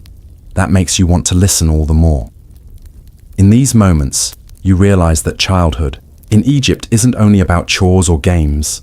It's about growing up inside a living net of stories. Every person carries a thread, tugging others, weaving a web of connection and caution. To survive here, you must learn not only how to grind, grain or weave flax, but also how to navigate words, who to trust, who to avoid, when to keep silent, and when to laugh loudly so no one notices what you've really heard. At night, lying shoulder to shoulder with siblings, you whisper your own fragments of gossip. You imitate your mother's sharp tone, your father's mutters, the neighbors' gossiping hiss. You giggle until you're hushed, but the lesson lingers. Words are tools, words are weapons, and you are already practicing how to use them, because in ancient Egypt, survival is not only a matter of bread and beer, it is also a matter of stories, what is said, what is hidden, what is whispered in the dark. And as a child, you are learning that the world is shaped as much by tongues as by hands. The gossip of the night fades into the first shimmer of morning light, and once again, you are pulled into the endless cycle of daily life. But today, you notice something new. Something that clings to you as stubbornly as flour dust clings to your skin, the clothes you wear, and the little details of how you look. In ancient Egypt, even a child is judged, protected, and shaped through what you wear and how you present yourself. It's not fashion for fashion's sake. It's identity, survival, and a little splash of magic woven together. Your earliest years were spent mostly naked. The heat of Egypt makes clothes unnecessary for small children. And for a long time you wandered through the courtyards bare as a bird, with nothing but amulets dangling from cords around your neck. But now, older, you've been wrapped into the first real garments of your childhood. Linen tunics. They are simple, straight, and unadorned, woven from flax that has been spun, bleached in the sun, and pounded until soft. The cloth scratches at first, especially against sunburnt shoulders, but soon it becomes second skin. Linen dominates every layer of life in Egypt. Your tunic is the child-sized echo of adult garments. Light, breathable, easy to wash in the Nile and drape on bushes to dry in the heat. You run and tumble in it, the fabric darkening with sweat, catching dust until it feels as heavy as clay. Sometimes your mother scolds you for grinding dirt into the hem, but children here live close to earth, and the earth always leaves its marks. Footwear. Rare. Shoes are for the wealthy or for special occasions.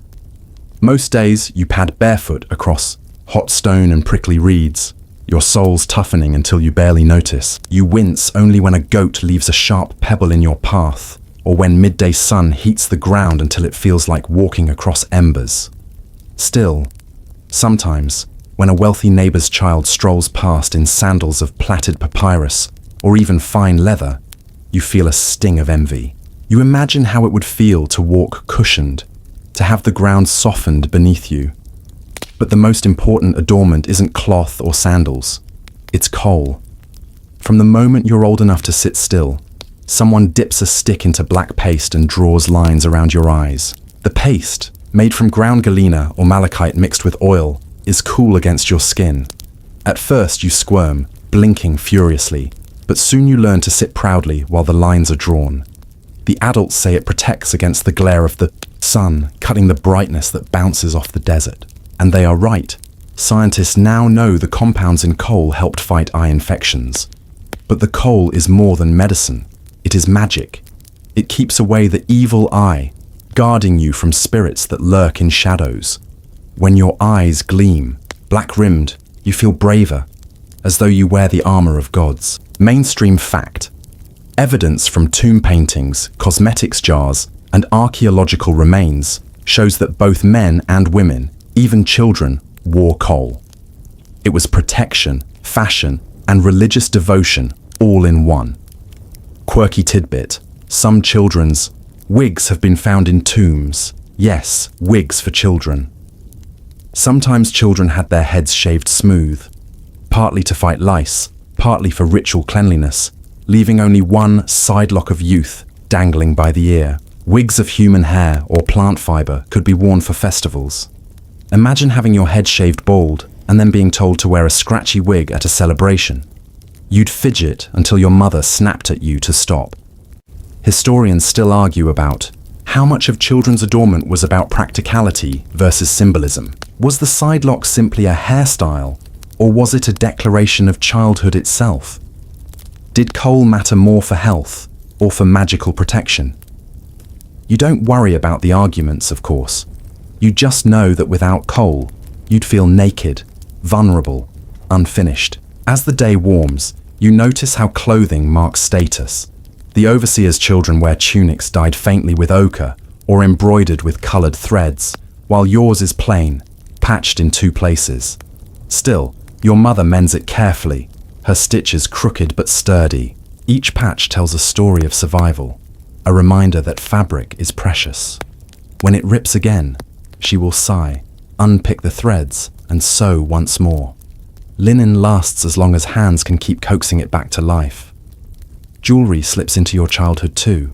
Not gold or lapis lazuli, that belongs to tombs and temples, but humble beads of faience, the bright blue-green glaze that gleams even when the sun is low.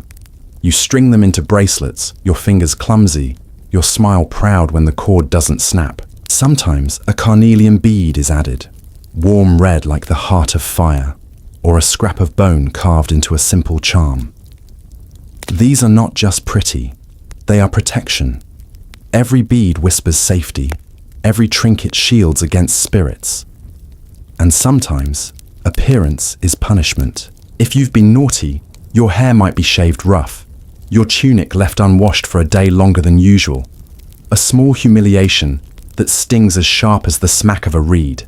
Everyone sees, everyone knows, and you scowl, tugging at the hem until the shame fades. Yet vanity sneaks in, even for a child.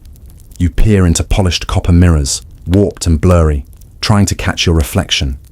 You tilt your head, tug at your sidelock, smear more coal than necessary, and grin at the strange face looking back. You are not immune to pride.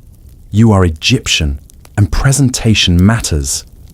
Even in play, clothing and adornment shape your imagination. When you act out myths with friends, you smear extra coal, declaring yourself Horus. You knot your tunic oddly, pretending it is royal garb. You tie reeds into crowns, strutting until laughter bursts from the group. Appearance is part of the game, part of identity, part of growing into the roles your culture prepares for you. At night, when you curl up on your mat, your tunic sticks to your skin with sweat. You scratch your coal-smeared eyes, leaving smudges across your cheeks. The beads at your wrist dig into your arm as you roll, and you sigh.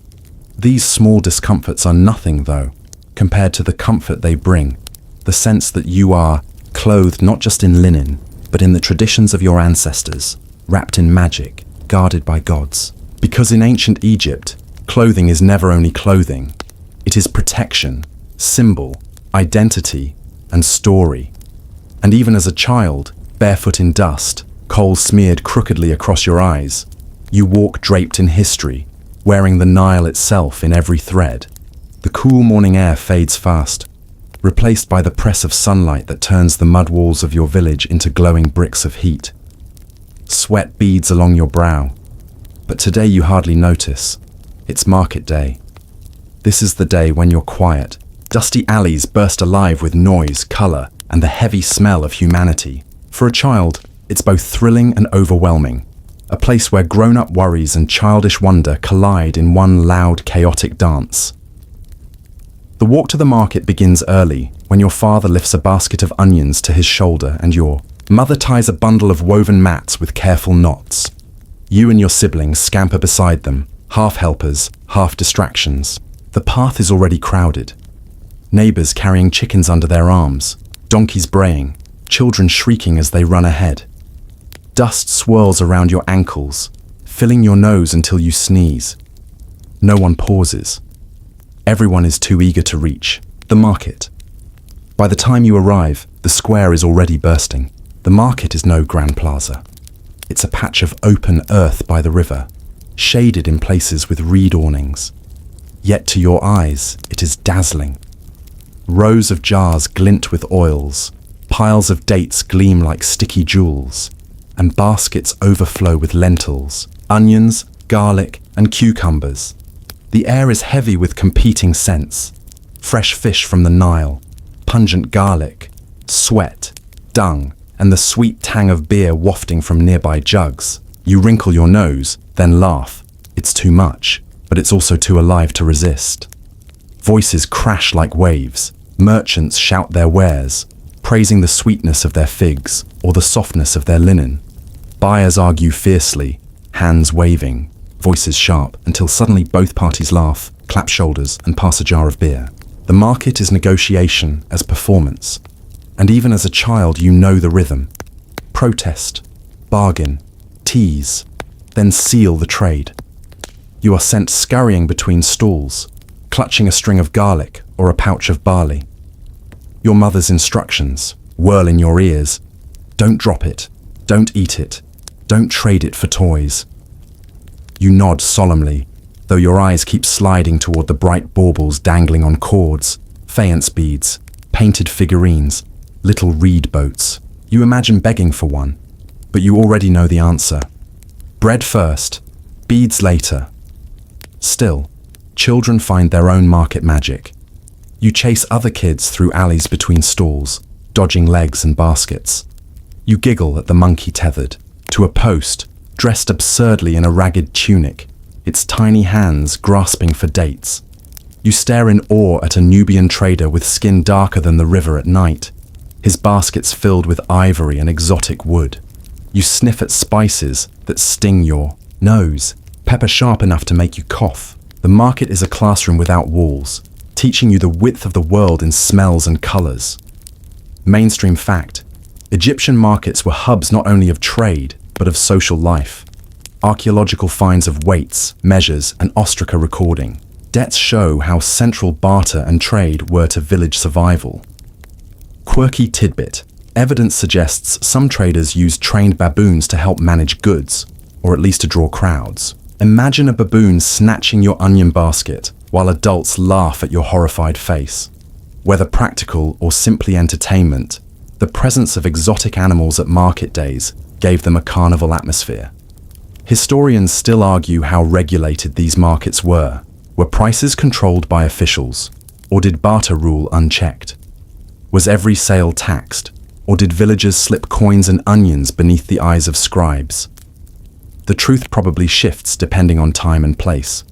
For you, as a child, such debates don't matter. What matters is the thrill of noise and the chance to see more people in one day than in a dozen ordinary weeks. But market day isn't only delight. It's also a lesson in scarcity. Sometimes your family's onions fetch little, the buyers turning away with shrugs. Sometimes you see children clutching half-empty baskets, eyes downcast, their parents arguing with merchants. Hunger is a shadow in the market, stalking behind the noise. You sense it in the tense way your mother presses for fair trade, the way her jaw sets when she's forced to accept less. You don't understand economics, but you understand her sigh when she ties the basket tighter for the journey home. And, always, gossip thickens in the market air. News travels here faster than the Nile's current. Someone mutters about a neighbor accused of hoarding grain. Someone whispers of a temple scribe caught cheating on accounts. Someone laughs about a fisherman who swore he'd netted a fish the size of a calf. You strain your ears, storing the stories to repeat to your siblings later. The market is Egypt's beating heart of rumor, and you are already learning to listen. By midday, the sun blazes overhead, and the market swells to its peak. Drummers appear, pounding rhythms that make children dance in circles. A storyteller climbs a crate, his voice booming as he recounts tales of gods and kings, his arms slicing the air. Crowds gather, laughing, gasping, nodding in rhythm to his words. You push closer, eyes wide, as he describes Set's treachery or Horus's triumph. The myths feel alive here, as loud and real as the merchant's shouts. Your stomach growls, and at last your father hands you a sweet cake, fried dough dripping with honey. It sticks to your fingers, melts on your tongue, and for a moment, everything else disappears. The market is joy, laughter, sweetness, and the hum of a world too big to ever fit inside your small courtyard. By late afternoon, the crowds thin. Donkeys bray impatiently, chickens flap, and people trudge home, baskets lighter, purses heavier or lighter, depending on fortune. You walk slowly, clutching the last sticky crumbs of your cake, eyelids drooping from exhaustion. The market has filled you up with noise and color until you can barely think. At night, lying on your mat, you still hear echoes, the merchant's cries, the laughter of children, the drumbeats of the storyteller. You dream of stalls overflowing, with endless dates, of monkeys stealing bread, of gods striding between baskets to haggle for onions. Because in ancient Egypt, the market is more than trade. It is a carnival, a court, a classroom, a theater. It is the place where your world cracks wide open, where childhood brushes against the swirl of adult life, and where you, clutching your sticky hands and dusty feet, learn that survival is as much about voices and bargains as it is about bread and water. The market noise fades, leaving behind sticky fingers and a belly too full of honey cakes, and soon you are pulled back into the slower rhythm of village life. But now you notice another layer of childhood, one that hums beneath chores, play, gossip, and festivals. The constant presence of religion. For an Egyptian child, the gods are not distant figures confined to temples. They spill into your meals, your dreams, your scratches and bruises, even the way you wake and the way you fall asleep. To be young here is to grow up with gods as close companions, woven so tightly into daily life that you can hardly imagine breathing without them. Morning begins with gestures so familiar, you hardly think of them as ritual. Your mother pours a libation of water onto the earth, murmuring words to the household gods. She pats your head as though her blessing and theirs are one and the same. You munch your bread, coal smudged beneath your sleepy eyes, listening as neighbors outside murmur prayers for a good harvest or protection from sickness. Even the donkey's bray seems folded into the rhythm of petition and offering. The small shrine in your home is not elaborate, but it commands respect. A little shelf carved into the wall, holding clay figures of protective gods, Bez with his comical, wide face and tongue sticking out, Taweret shaped like a pregnant hippopotamus, fierce yet motherly. You stare at them often, sometimes giggling at their odd features, sometimes whispering secrets into their painted ears. These are not distant deities. They are your guardians, your companions. When you stub your toe, you mutter at Bez. When your sister cries at night, your mother points to Taweret and says, "She will watch you." But household shrines are only the beginning. Temples loom, their pylons rising higher than anything else you've ever seen, painted walls covered in figures that seem alive in the torchlight. You do not enter freely. Children of ordinary families rarely wander deep into the sacred precincts. But you see the processions, the offerings, the smoke rising into the sky. And when you do step into a temple court, your breath catches. Columns tower above you like forests, carved with gods so huge you feel smaller than a grain of sand. The air is thick with incense, so sharp it stings your nose, and chants echo against stone until your head hums. Mainstream fact: religion was inseparable from daily life in Egypt. Temples dominated cities, but even ordinary households had shrines, festivals, offerings, amulets, and daily prayers brought the gods into constant contact with ordinary people, shaping every stage of life. Quirky tidbit: children sometimes wore amulets shaped like little fists or frogs, believed to ward off evil and encourage fertility or growth. Imagine a boy running through the dust with a frog-shaped charm bouncing against his chest, certain that it gives him speed enough to outrun crocodiles. These small tokens were both talismans and toys, part of a childhood world where magic and play blurred together. Historians still argue how personally children engaged with these religious practices. Did they truly feel the gods were listening, or were they simply mimicking adults? Evidence of toys shaped like sacred animals and the sheer number of children's burials packed with amulets suggests belief ran deep, even from the youngest age. You grow up with stories of the afterlife as easily as you grow up with lullabies. Adults remind you that life is short, but the field of reeds waits, an eternal paradise where families fish, feast, and play forever under gentle sunlight. You imagine it vividly: endless bread without grit, dates piled higher than your head, waters without crocodiles. It comforts you when sickness whispers close, when fever leaves you trembling. Childhood in Egypt is shadowed by mortality, and religion offers both the warning and the balm. Daily chores are infused with devotion. When you grind grain, your mother hums hymns to Renenutet, goddess of harvest. When you herd goats, your father mutters thanks to Khnum, who shapes life on his potter's wheel. Even when you bathe in the Nile splashing with siblings, someone always whispers a prayer to keep crocodiles at bay. Work is never only work. It is ritual disguised as routine. Even play echoes religion. You and your friends carve little boats of reeds, pushing them into canals with tiny clay figures perched inside. You laugh, but deep down, you know you are, imitating funerary rituals. The placing of models meant to serve the dead in the afterlife.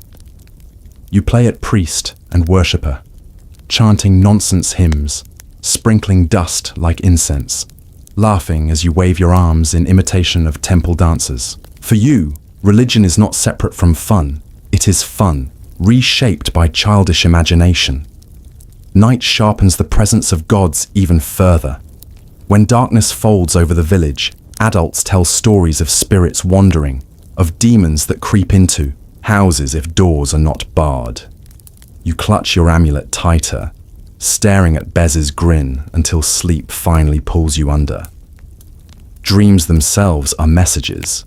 If you dream of snakes, your mother hurries to whisper to a neighbor skilled in dream interpretation. If you dream of birds, your grandmother declares it an omen of good harvest.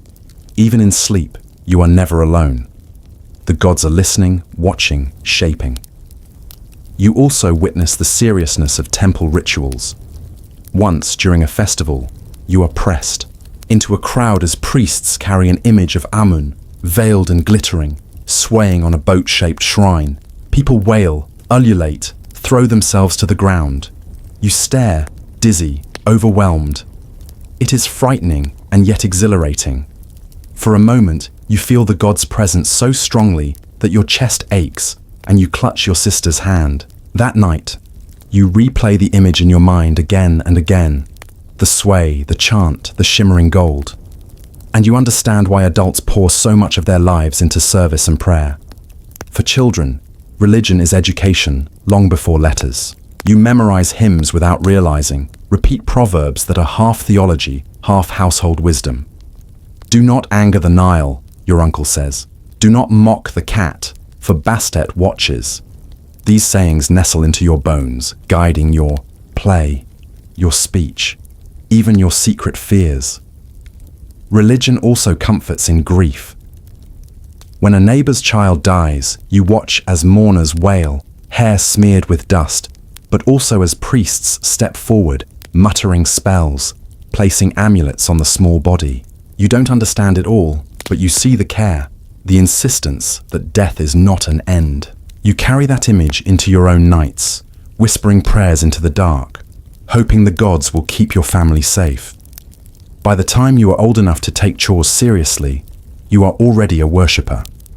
Not because you've chosen it, but because it has chosen you. Every goat chased, every jar lifted, every scratch smeared with honey and prayer, all of it is threaded with devotion. Childhood here is not secular. It is a tapestry of divine presence, so constant that you do not notice the stitches until much later. And when you finally fall asleep after a long day, the Nile murmuring beyond the walls, the gods fill your dreams, not distant figures, but neighbors, protectors, playmates, and sometimes terrors. You dream of Ra's boat sailing across the night sky, of Taweret grinning by your mat, of Osiris beckoning you into fields bright with grain. You are not afraid. You are Egyptian, and the gods are always with you. Because in ancient Egypt, religion is not taught like a lesson in a schoolroom. It is breathed in with smoke, tasted in bread, whispered in lullabies, etched into amulets that clink against your chest. And for a child, it is not a burden. It is the air you live in, the river you play in, the sky you sleep beneath. It is everything. The gods hover close in every corner of your life, but alongside them, another invisible teacher takes hold of your childhood, the seasons themselves. In ancient Egypt, the passage of time is not marked by weeks or months, the way modern calendars do. It is measured by the breathing of the Nile. Childhood here is a cycle of mud and flood, seed and sun, harvest and hunger. To grow up in this land is to be trained by water, earth, and sky. Your bones bending to the same rhythm that bends the fields. At dawn, You wake to the first calls of ibises and frogs. Already the air feels different. Some mornings smell damp and heavy, thick with the promise of flood. Other mornings are bone dry, the earth cracking under your bare feet. Your parents don't need clocks. They read the Nile's moods as easily as others read scrolls. And slowly, you learn too. You begin to sense when the river swells, when it retreats, when it leaves behind fat black mud that squelches between your toes as you help plant seeds. The year divides itself into 3 great seasons: Akhet, Pare, and Shemu. These words become as natural to you as lullabies. When the Nile rises and spills, swallowing fields and pushing everyone closer to the safety of higher ground, life transforms before your eyes. You stand on the edge of the river, your eyes wide as water swallows the land. Houses tremble at the edges, courtyards fill with frogs, and everyone scrambles to move possessions to higher ground.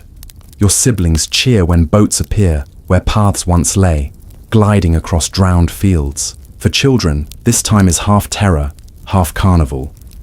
You play at floating reed boats across swirling currents, shrieking when they tip. You smear mud on your arms, chasing each other through shallow pools. But you also hear the warnings. Crocodiles come closer during flood. Snakes slither through waters. Disease breeds in stagnant pools. Your parents keep you close, eyes wary. The flood is life itself. Without it, fields would dry, crops would wither, famine would stalk the land. Egyptian calendars, taxes, even temple rituals revolved around predicting and celebrating the flood. The sight of Hapi, the god of inundation, with his potbelly and water jars, was as familiar as the sight of the river itself. Some festivals, during this season, involved throwing offerings, bread, fruit, even small clay figures, into the waters to please Hapi. Children often sneaked their toys into the offerings, sending dolls or reed animals to swim with the god. Imagine watching your clay crocodile bob away, half proud, half regretful, as adults chant hymns around you. Historians still argue how predictable the floods truly were for villagers. Some records suggest priests could forecast them with remarkable accuracy, others that floods often surprise communities, leaving families scrambling. For you as a child, it feels like magic. One day, dust, the next a roaring sea. Then the waters retreat, and suddenly, the world turns green. Shoots thrust upward in neat rows, tended by your parents and older siblings. You are handed tiny tasks, chasing birds from seeds, carrying water in jars to thirsty patches, stomping mud into irrigation channels until your legs are coated. You grumble, but you also laugh, splashing with other children as you pretend to be hippos wallowing in the shallows. Life feels lighter in this season. The air smells of fresh growth, and your belly fills more often as vegetables ripen. Play merges with work. You and friends invent competitions. Who can scare the most sparrows? Who can carry water jars without spilling? Who can sing the loudest while stomping irrigation ditches? Even these chores feel like games under the green fields. But you notice your parents' eyes always measuring, always counting, always anxious. Too little growth now, and the next season will bring empty baskets. You don't yet understand the numbers, but you feel the weight of their glances. And finally comes the hardest time of year. The air feels like fire, the sun like a god pressing, his hand against your skull. Adults bend over fields with sickles of flint or bronze, cutting barley and emmer in endless swathes. Dust rises in choking clouds, clinging to sweat. Children are not spared.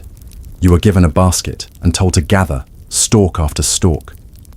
Your hands blister, your back aches, and you whine until a smack of a reed across your legs pushes you back.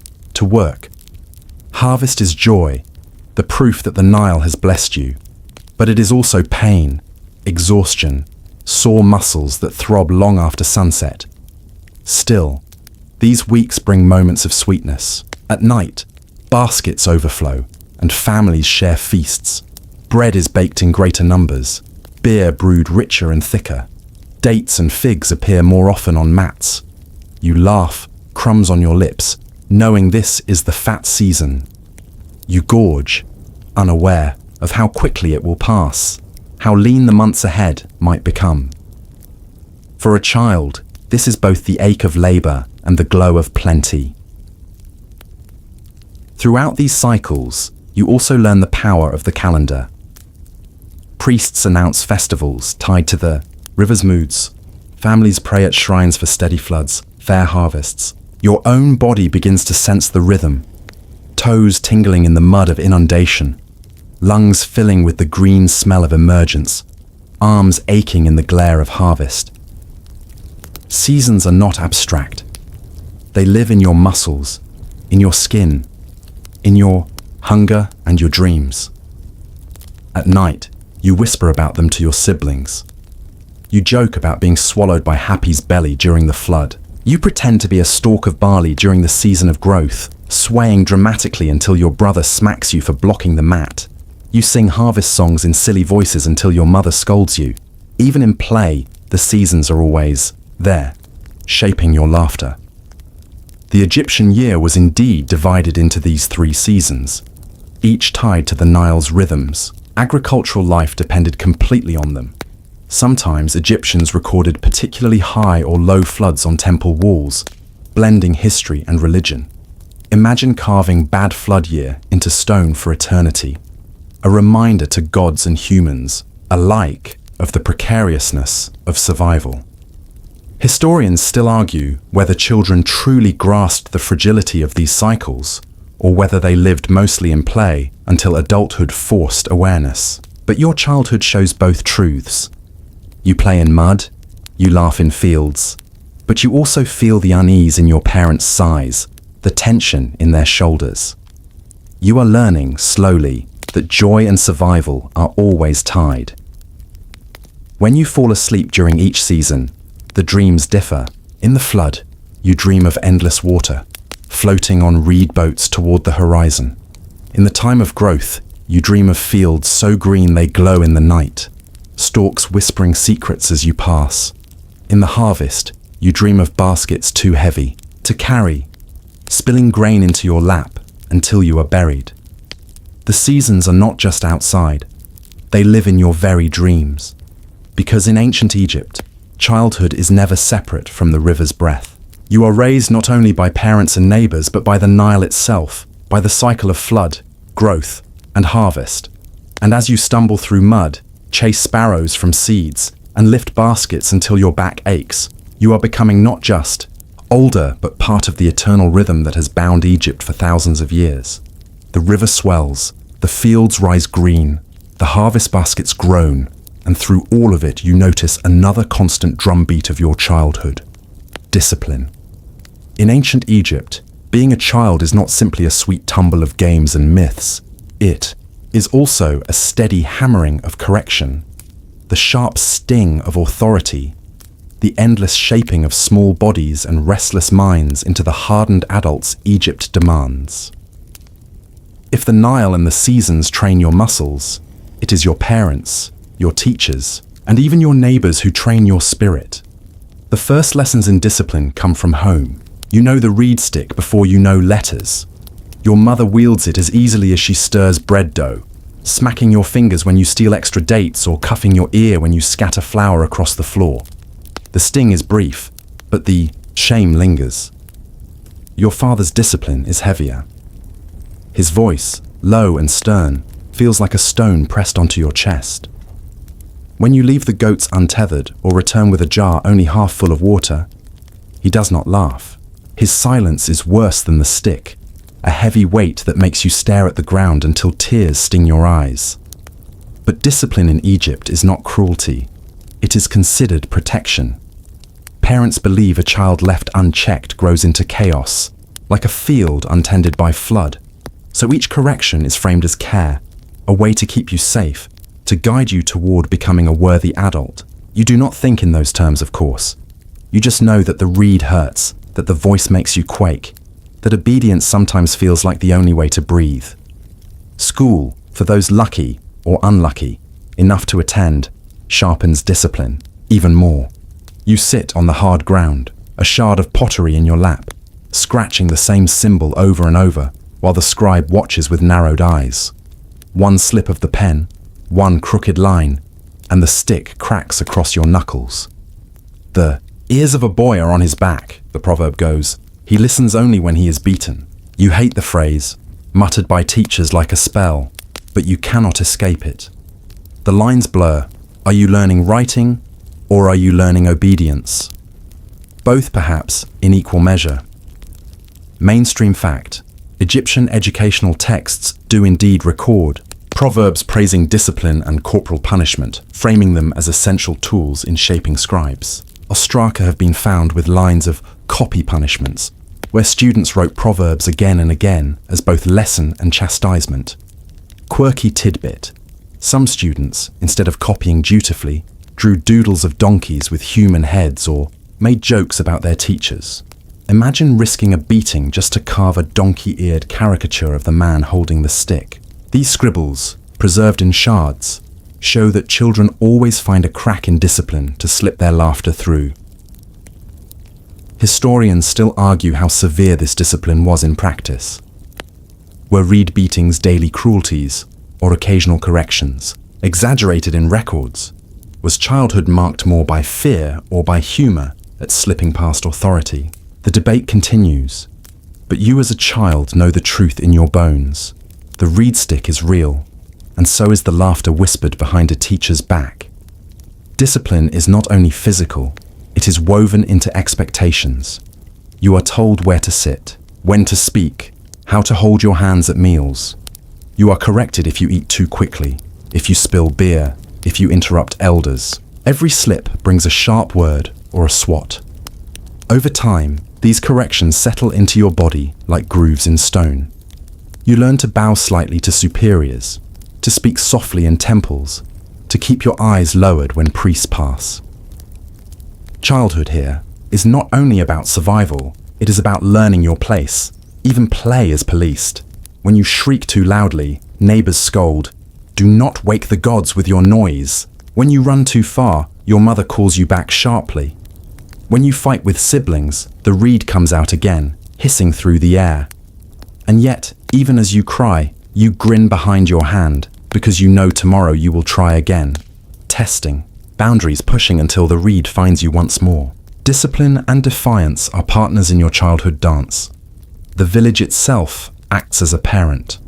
A neighbor doesn't hesitate to scold you when you knock over her jar, and she may even cuff you before dragging you back to your mother.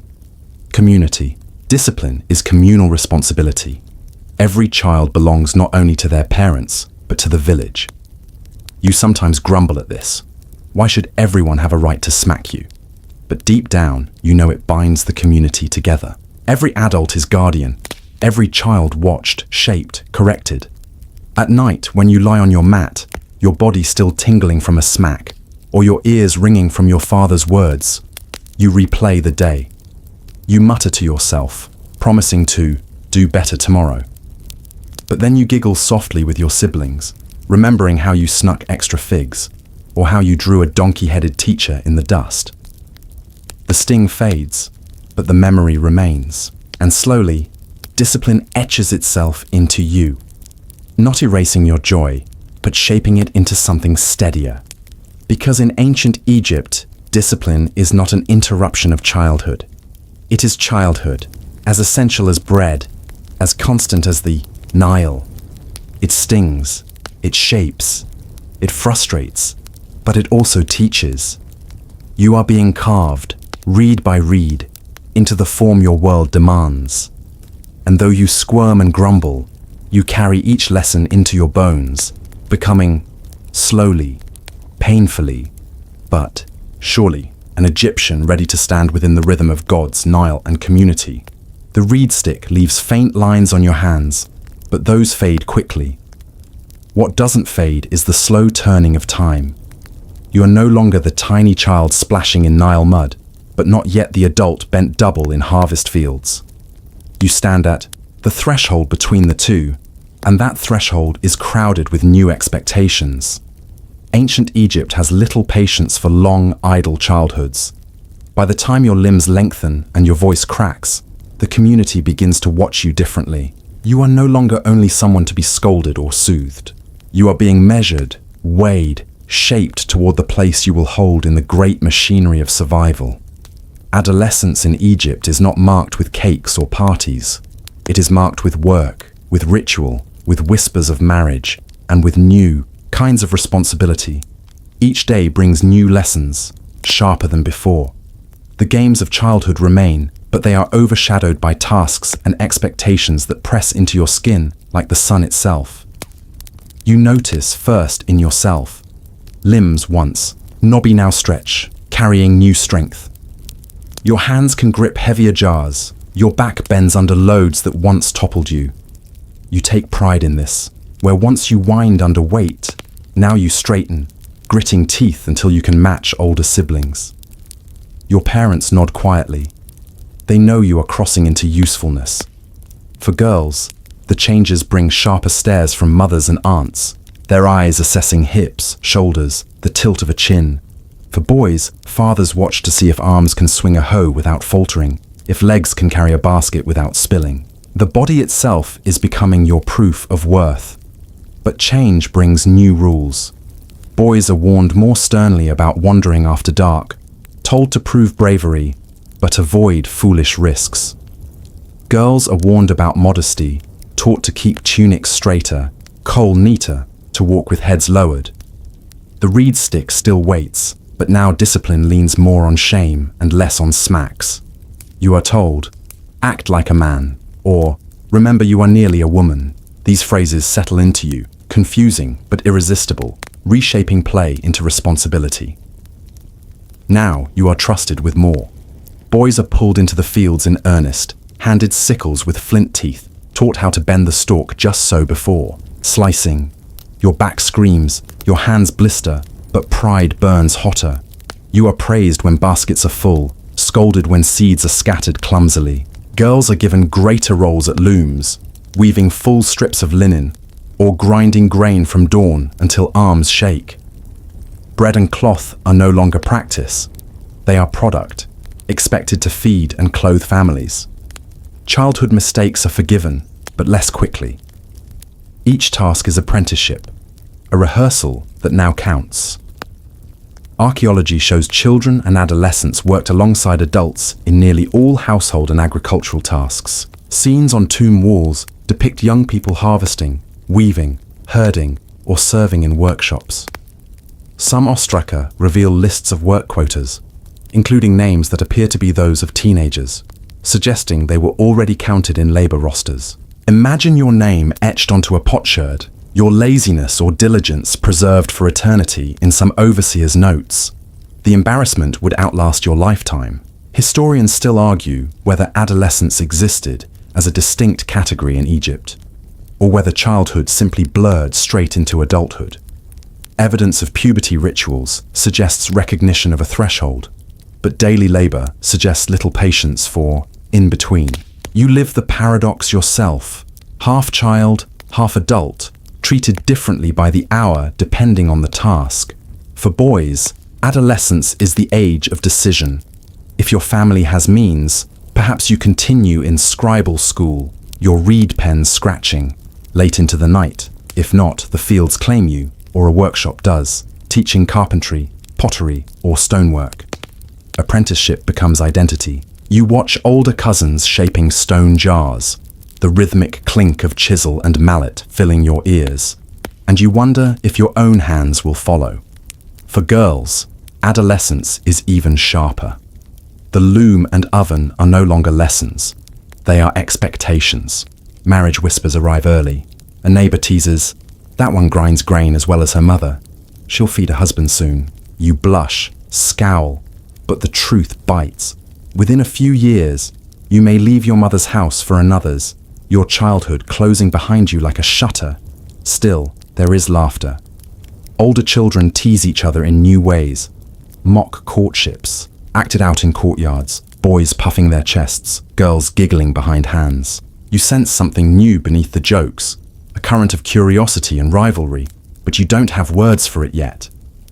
Childhood has tilted, and you are balancing awkwardly on the edge. Religion marks the transition, as it marks everything.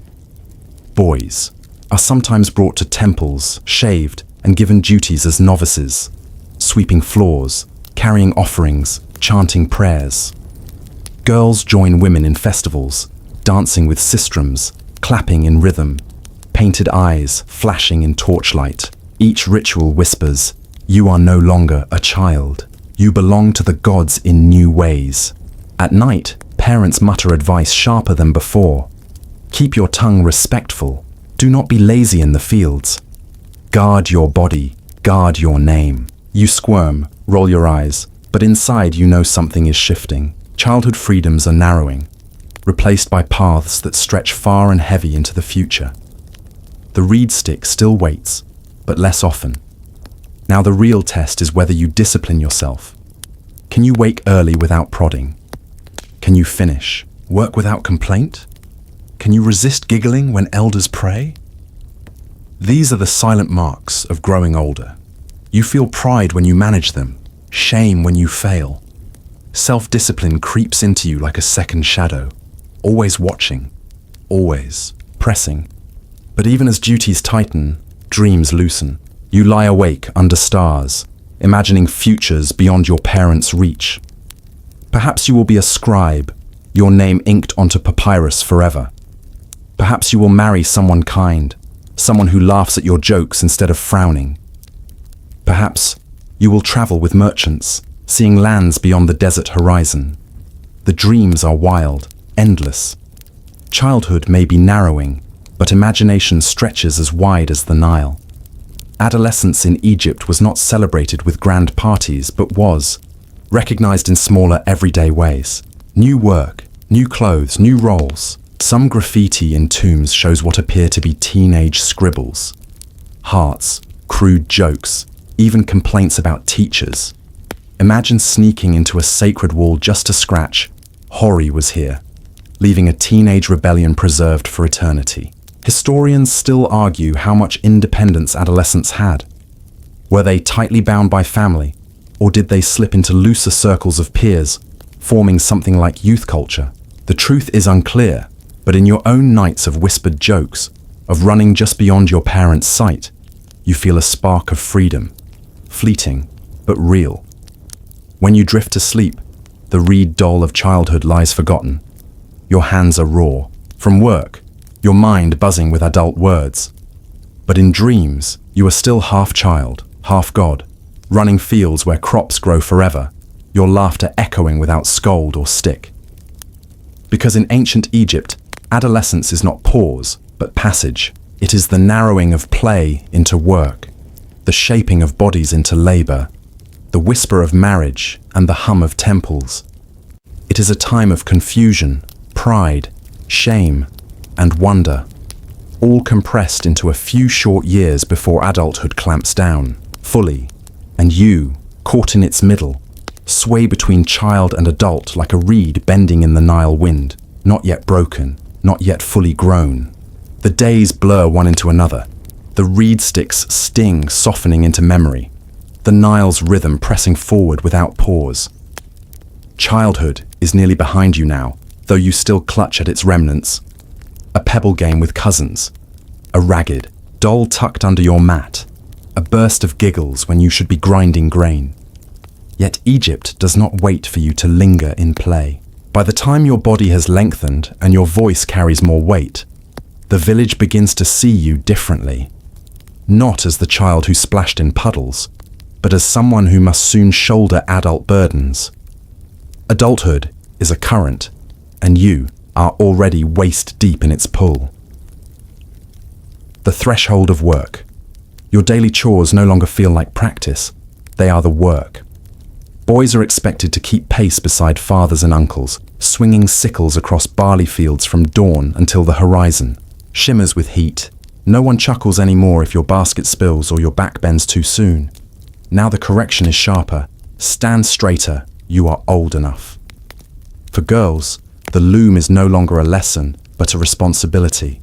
Cloth must be woven smoothly enough to sell, stitches tight enough to last. When you falter, your mother sighs, weary, and reminds you that soon another household may depend on your skill.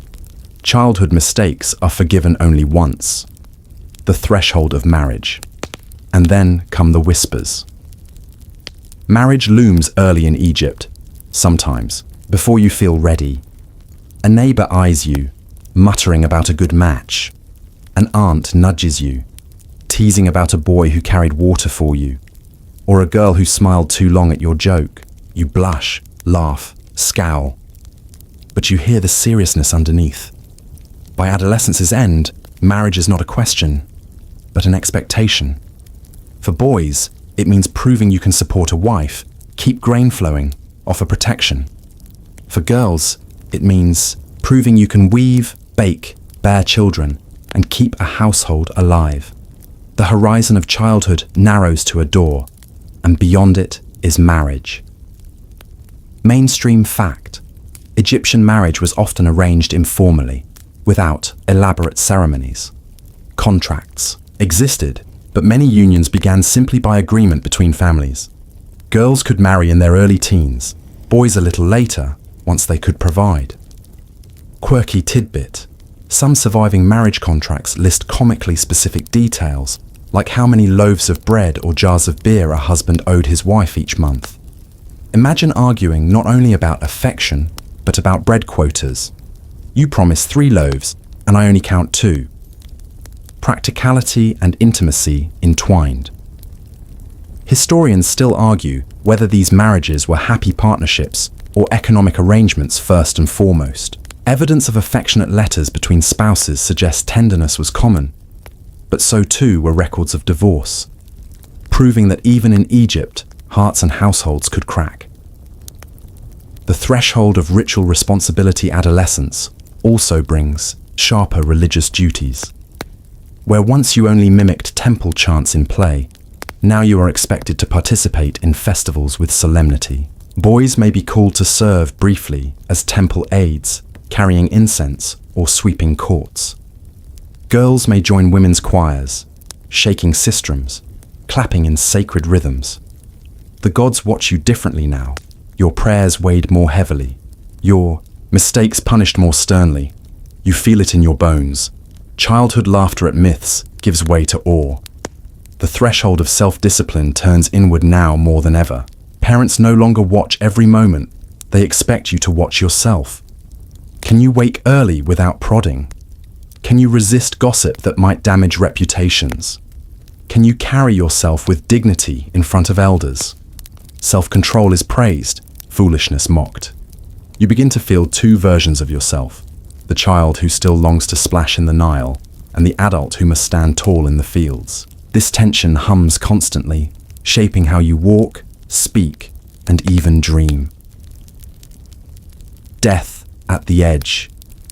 The awareness of mortality sharpens too. You've seen children buried, neighbors mourned. You've heard priests chant over small shrouded bodies. Now, you understand in a way you didn't as a toddler. Life is fragile, fleeting, and adulthood is not guaranteed. This knowledge makes every day heavier.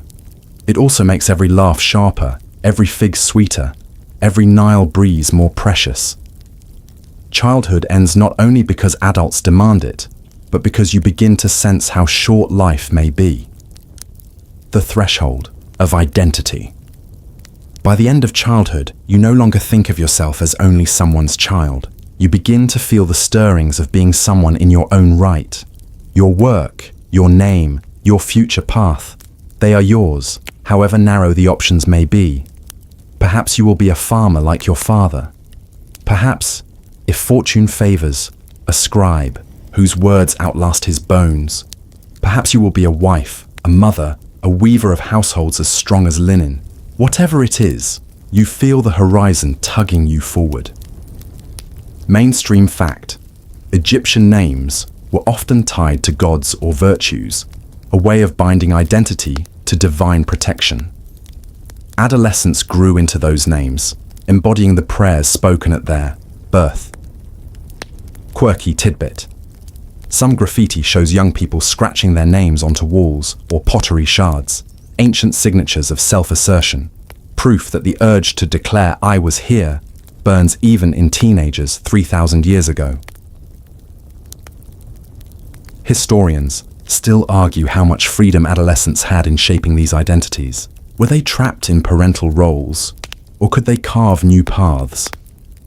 The evidence is scattered, but each ostracon with a doodled name, each tomb painting showing a youth standing tall, suggests the hunger for individuality has always been part of growing up. Night thoughts.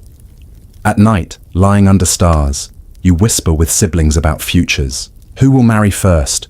Who will inherit goats? Who will escape to the city to learn letters? The laughter is nervous, hopeful, edged with fear. Childhood is ending, and you all know it. You cling to the whispers, stretching them like threads to hold the night a little longer.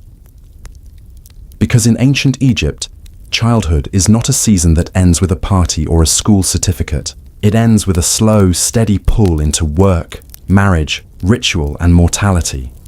It ends when others stop calling you a child and start expecting you to carry the world on your shoulders. And you, still half a child in your heart, step forward anyway, because that is the only path there is. The story slows here, softening like the Nile at dusk. You've walked barefoot through dust and mud, felt the weight of jars, the scratch of linen, the sting of reed sticks. You've laughed in courtyards, dreamed by lamplight, whispered myths under star-strewn skies. You've grown, little by little, from a naked toddler clutching an amulet to a nearly grown soul standing at the edge of responsibility. Close your eyes and imagine it all again.